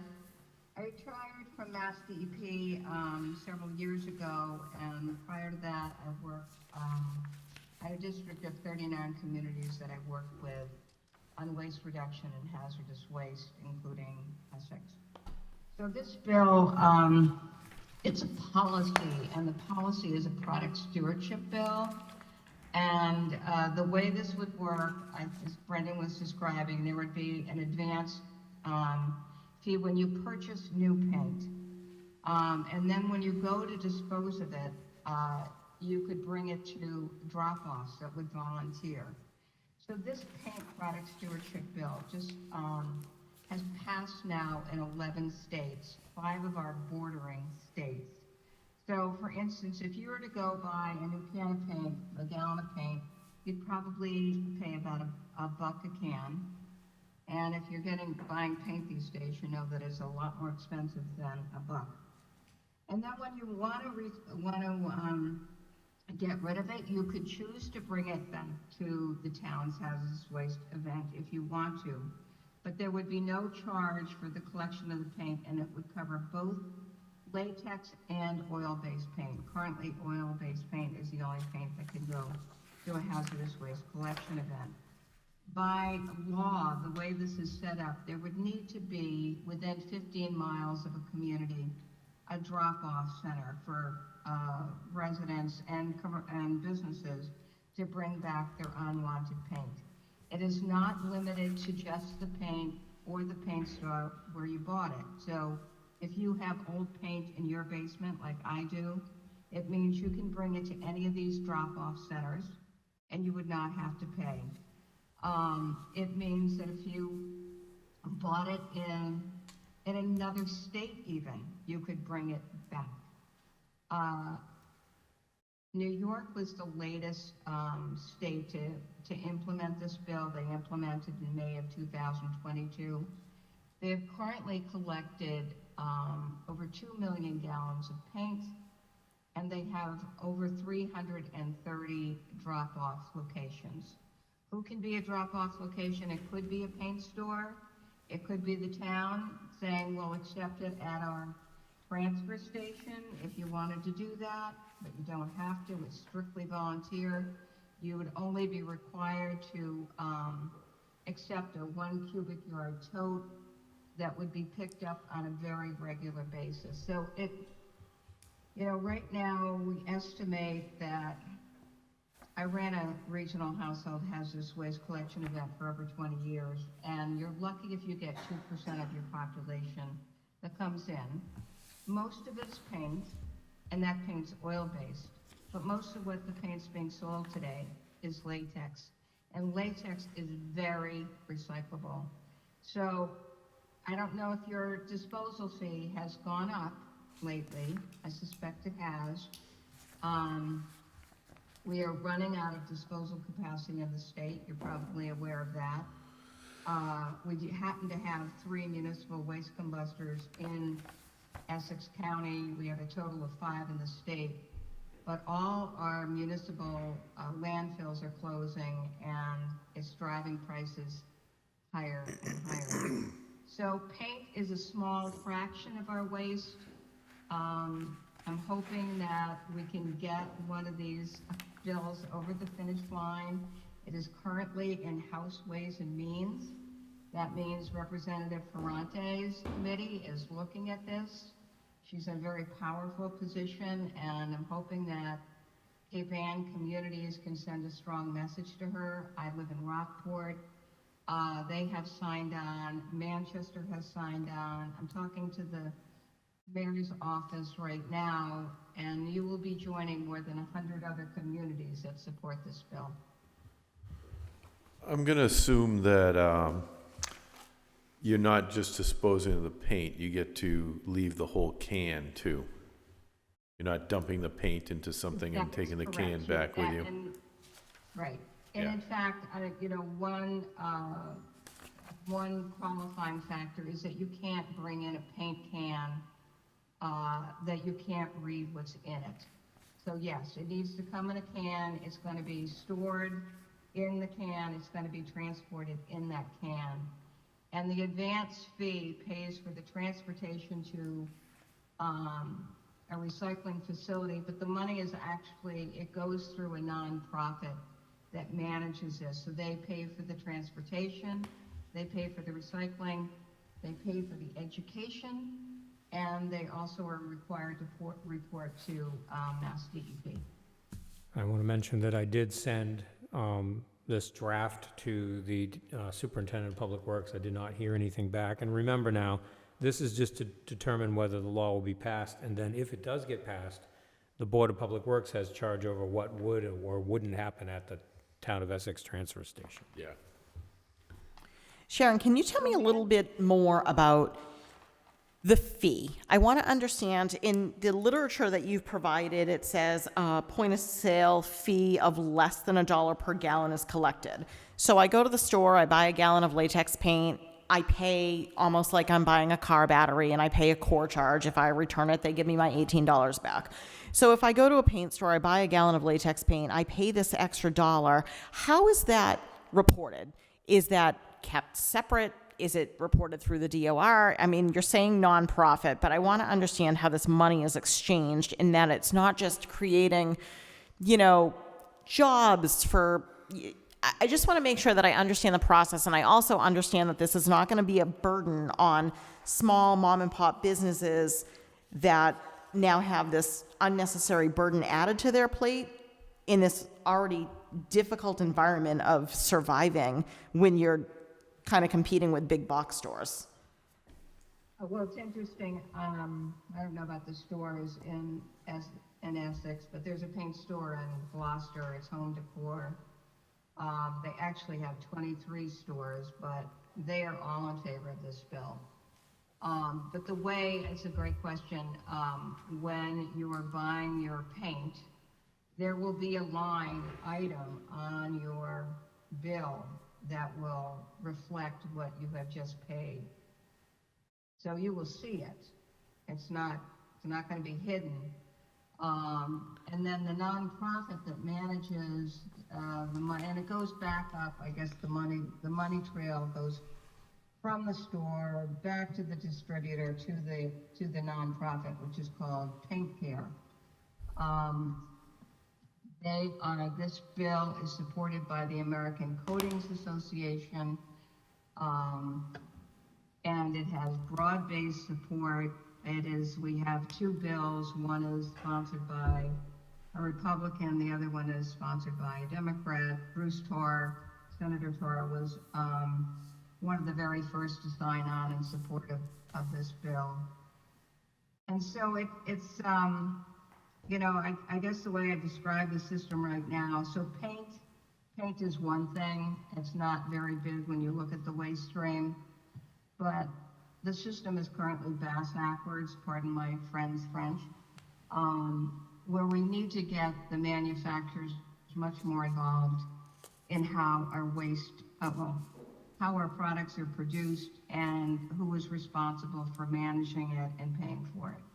Because right now, municipalities, they're at the receiving end of a conveyor belt with products and packaging that changes really literally every week, and it's just getting more and more confusing. So it's a way to shift the costs upstream where they belong, and get the manufacturers more invested, and they are invested in this.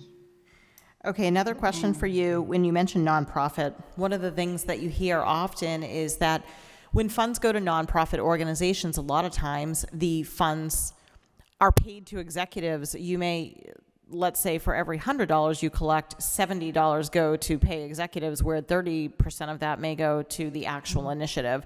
So can you speak to that and tell me how much of the funds collected will be, specifically for use of the destruction of this property and making sure it doesn't end up in landfills, et cetera, and not just actually making somebody a little bit wealthier? I can get you that information, or at least I will try to get you that information. Okay. And another question, which you may or may not have the answer, it talks about having 10 successfully implemented so far on the 11 states that you've asked. My question for you is, you talk about all of the states that you've talked to passing except New Hampshire. Could you speak to that? Why did New Hampshire choose not to sign on to this bill? So actually, New Hampshire is considering this bill as well in their legislative session. I guess my own answer to that is that it's the live free or die state. They are tied with Massachusetts on the number of product stewardship bills that have passed. So they may even beat us. So I guess you can take that as you will. Okay, thank you. Sharon, this is a totally volunteer option for people, correct? There's no requirement that they do this? You mean the consumer? Yes. Or the Yes. person taking it Yeah, back? the consumer.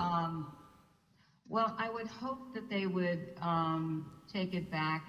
It makes it a lot easier than telling people that they need to dry out their latex paint, and then you can bring it to the transfer station, or you need to wait until the next hazardous waste event. And I think Essex regularly has an event, which I applaud you for, Rockport has a very sporadic schedule of hazardous waste collection events. Okay. Alva, do you have questions for Sharon? No, because my question was similar to yours, is what, like, what does this mean to the stores? What does this mean if I buy something at Home Depot and then bring it into Abishan and say, here, are they gonna take it? Right.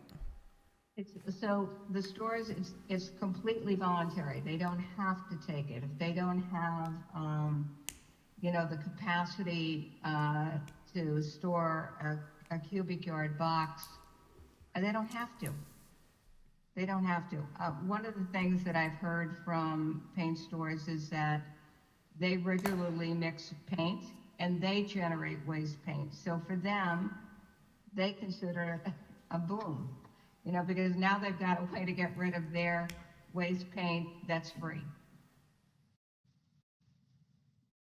But is it free? Because it's not really free. So it's, the disposal is free, you're right. It's, the upfront is, right, it's an additional cost. Some people like calling it a tax. I don't like calling it a tax. It's, so yeah, I guess you can't get around that. It's somebody is paying for it, but they're not paying for all of it.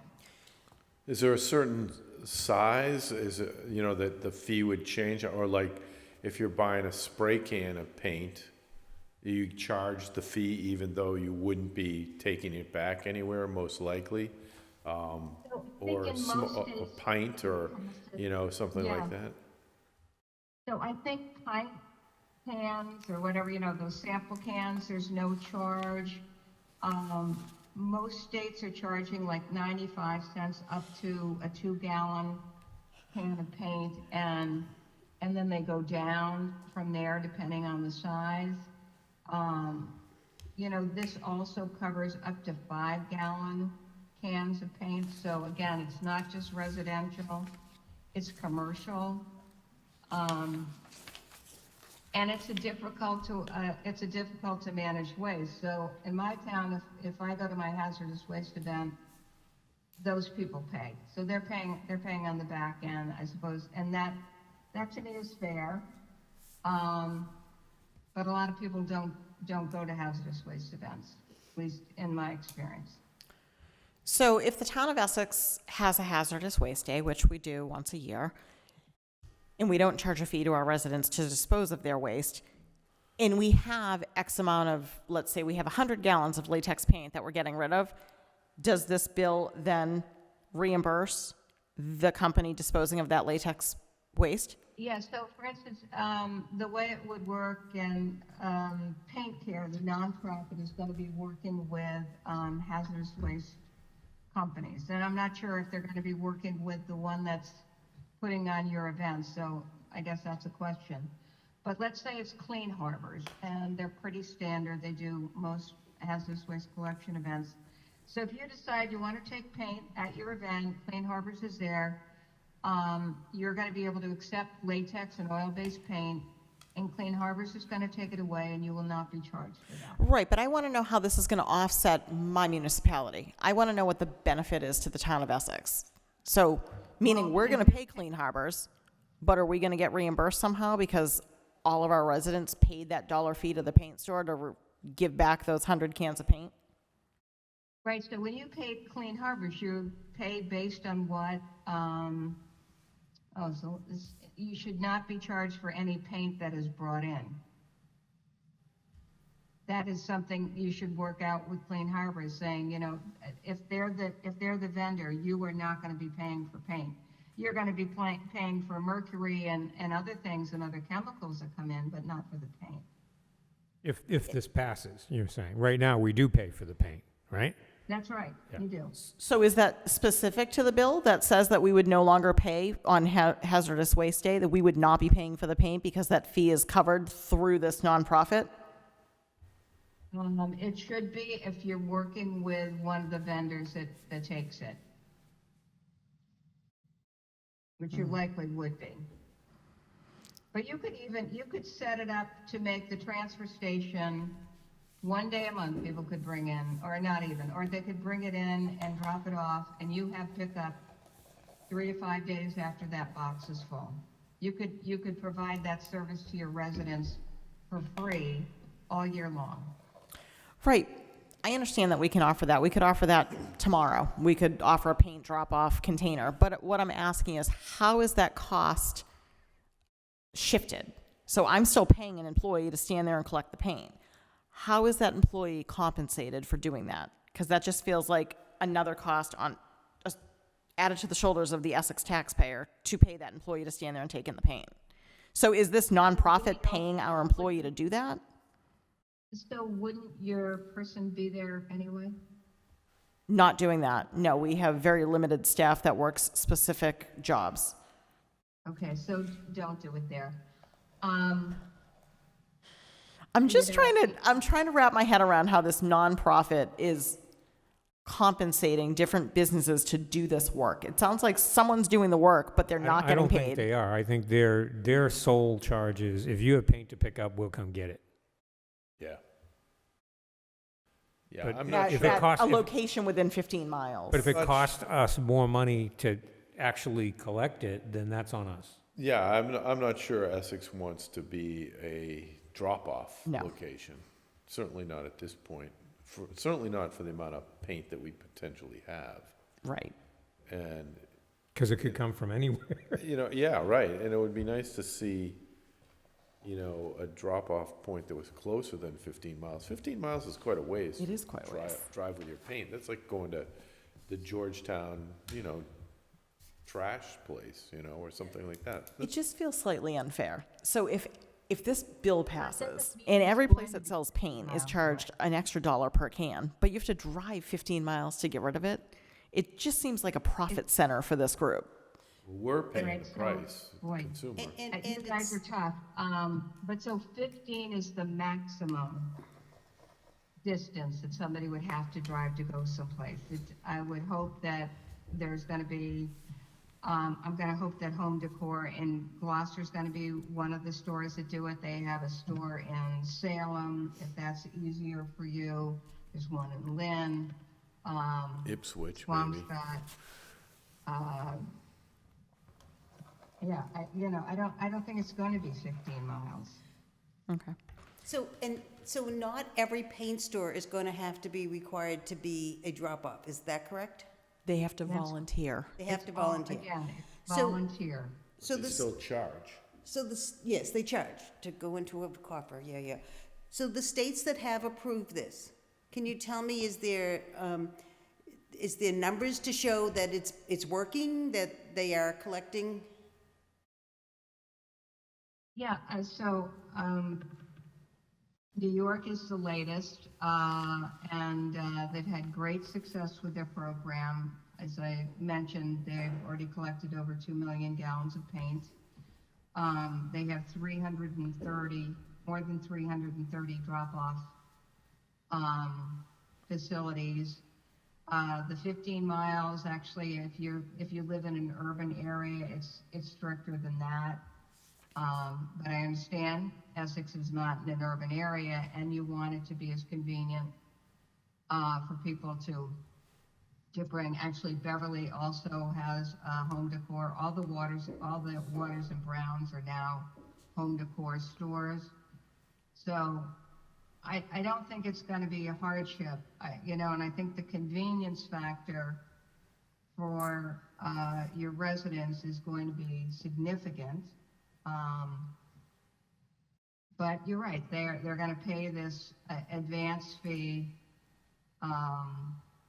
that covers some of the cost, all the cost, some of the cost. Not all of the John, cost. I'll check out. what about modeling it after, like, the law that says if you sell motor oil, you have to collect motor oil? Has that been looked at? If you sell paint, you have to accept the paint. I don't think that law is actually working very effectively, but because people don't tend to save their receipts and go back. At least that's what I understand. Oh, no, you can drop off motor oil at any place that sells it, no matter where you bought it. I do it all the time.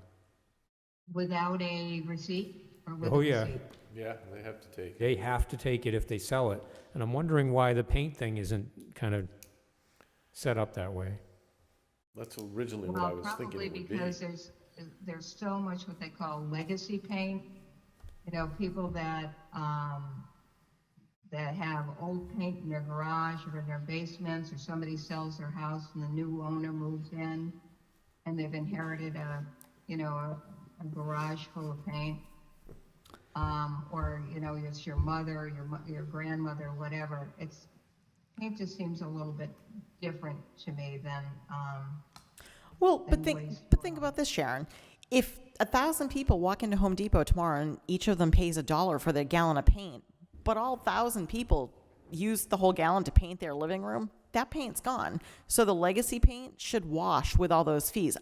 I'm just feeling like this fee, not feeling like with a core charge, you're getting something back for it. This fee feels like a fee that isn't actually giving back. It feels, for me, like the nonprofit is becoming profitable and the paint isn't necessarily being taken care of in the appropriate way. It doesn't mean it's going to be forced to be recycled, like with the motor oil. People are going to recycle it because they know it's not going into your river. It's going back to a store that's going to dispose of it properly.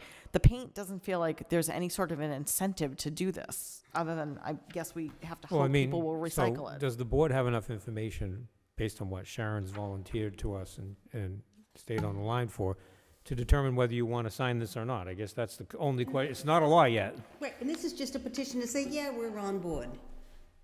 I'm not sure that mentally I'm on board, I'm however, not sure I am either. because when I see that the state of New York has 330 drop-offs, that seems like a smaller number of drop-offs For the for size the of state the, of side of New York. So, Well, I mean, you don't need to, is it something you want to sign, or is it not? I mean, that's really why it's before you.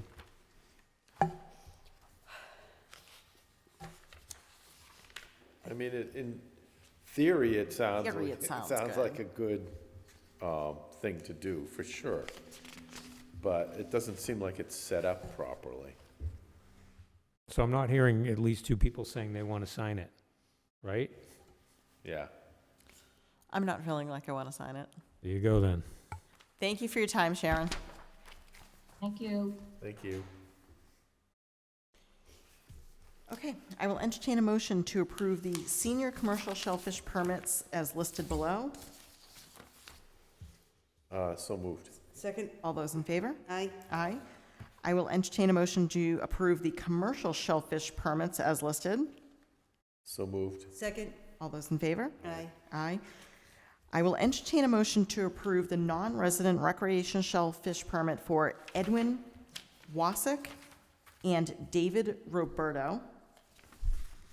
So moved. Second, All those in favor? Aye. Alva? Bless you. I'm sorry, what was the second name you said? Let's second page, next page. David Roberto. Okay, thank you. Are you an aye? I'm an aye. And I'm an aye. And I will entertain a motion to approve the non-resident recreational shellfish permit for Martin Ford, sponsored by Catherine Siderwitz, contingent upon receiving a copy of his driver's license or a photo ID. So moved. Second, All those in favor? Aye. Aye.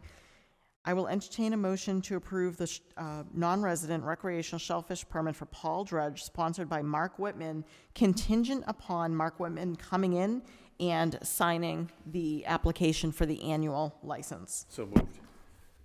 second, All those in favor? Aye. aye. Personnel Board, we have to consider the revision of the Council on Aging Outreach Coordinator position description. We should have the current and the proposed. Are there any questions for Brendan on those? Oh, so many. The Council on Aging really has made the proposed more detailed than what they had there before. They feel that they have a better handle on exactly how that position, which has now been around for a few years, as opposed to the director, which has been around for much longer, Right. where they've promoted the outreach coordinator to director, and now they have a vacancy here. They wanted to make sure that they had a very accurate sense of where to bring this position before they bring someone in. And they wanted to be able to have that new job description, if you will approve it, to hand to all the applicants so they have a good idea of what's expected. Because they do want to do, they do want to describe it a little bit differently than the original, the current version. They're just doing this preparatory work, and it has to go through you as Personnel Board. And I'm sorry, you said this was helped with the board's input? Yes, Okay. they voted on it and sent it to you. Can I ask questions? Of course. Just questioning a couple of things. One, I didn't see anything that talked about maintaining accurate records or anything like that. I'm assuming that that's part of the job? Sure it is, of course it is. Strong organizational management and budgetary skills. Maintain detailed, complete. and Detailed, complete, and accurate accurate records Okay, I missed that detail. at the very bottom. And then, and this isn't a position that could be shared amongst multiple towns or anything like that, correct? No. I think that since it's only a 19-hour or less position, we already know that the director and the outreach coordinator have their hands full just to make the business plan of the council work on a weekly basis. So I don't think so. Because we would need at least the 19 hours, and I think if we were going to get it from another municipality, the hourly rate would be more, not less. And then, it says, under the job authority, coordinator is under the administration direction of the chair. Is that the chair of the Council on Aging? Okay. It says the outreach coordinator is supervised by the director of the Essex COA. Yeah, I was just making sure it's not the Board of Selectmen. No, if you read further, Brendan, it says the chair, it should say the chair of last the part Council of on it, Aging, but yeah. this is specific to them. It is specific to them, yes.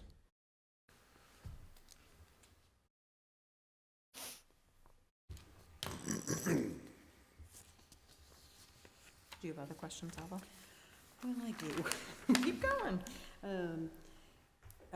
So in the last paragraph, in the duties and responsibilities at the bottom, it says, assist clients in assessing and completing required applications for local, state, and federal services. I'm assuming that federal services includes veterans types of things, or?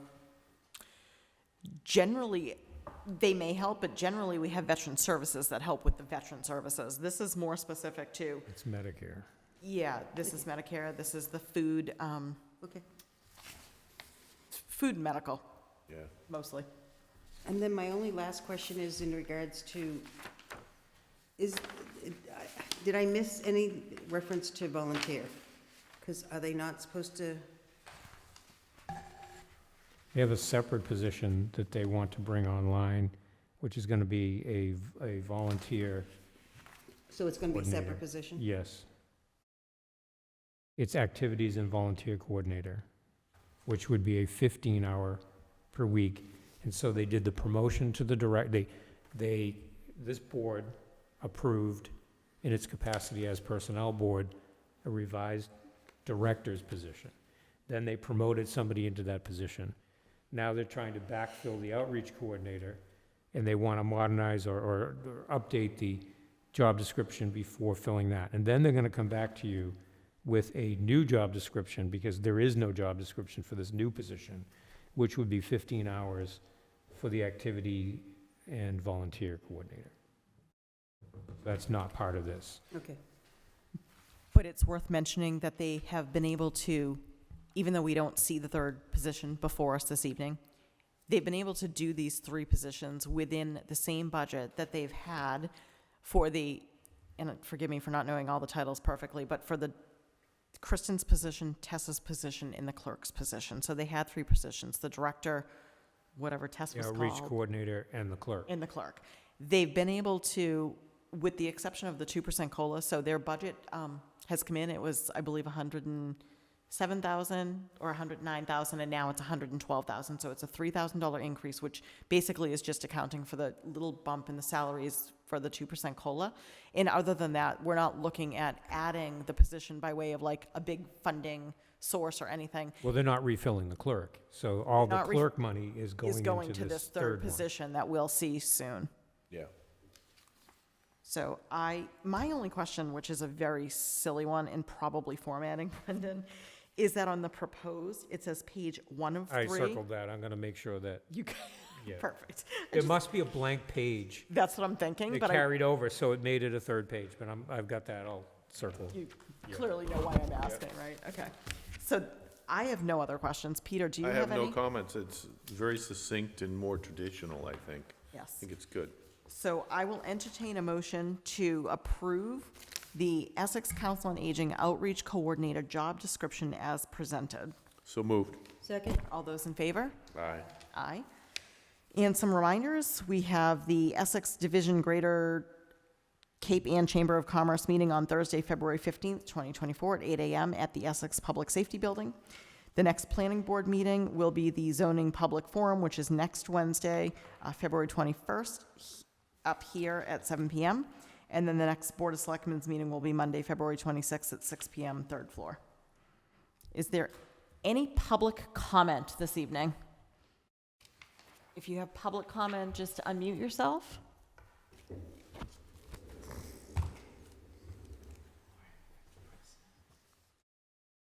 Seeing no public comment, is there any comments from the board? Any questions? NOAA CRRC, are we doing that? What is it, Alva? The Board of Selectmen, it's the Dear NOAA and CRRC. Oh, that was one of We the voted on ratified, that. we voted on that in the beginning. It was That one was of the one of the- letters we ratified. The first one we ratified for the chairman. Oh, Under approving the minutes. That was just a copy of the letter that was sent. This one here. yeah, I get it. It's Climate one of those- resilient One of those one. ones I didn't know what we were ratifying. Okay. There you go. Okay. Was there anything unanticipated that we don't know about? No. No, the board has signed the presidential election warrants, and that'll be ratified at your next meeting that way, because we just got the town clerk got that information from the state late last week. That way she can keep planning, and your ratification vote will be on the next. Perfect. Okay, being no other business before the board this evening, I will entertain a motion to adjourn at 8:45 PM. So moved. Second? All those in favor? Aye. Aye. Thank you, Joan.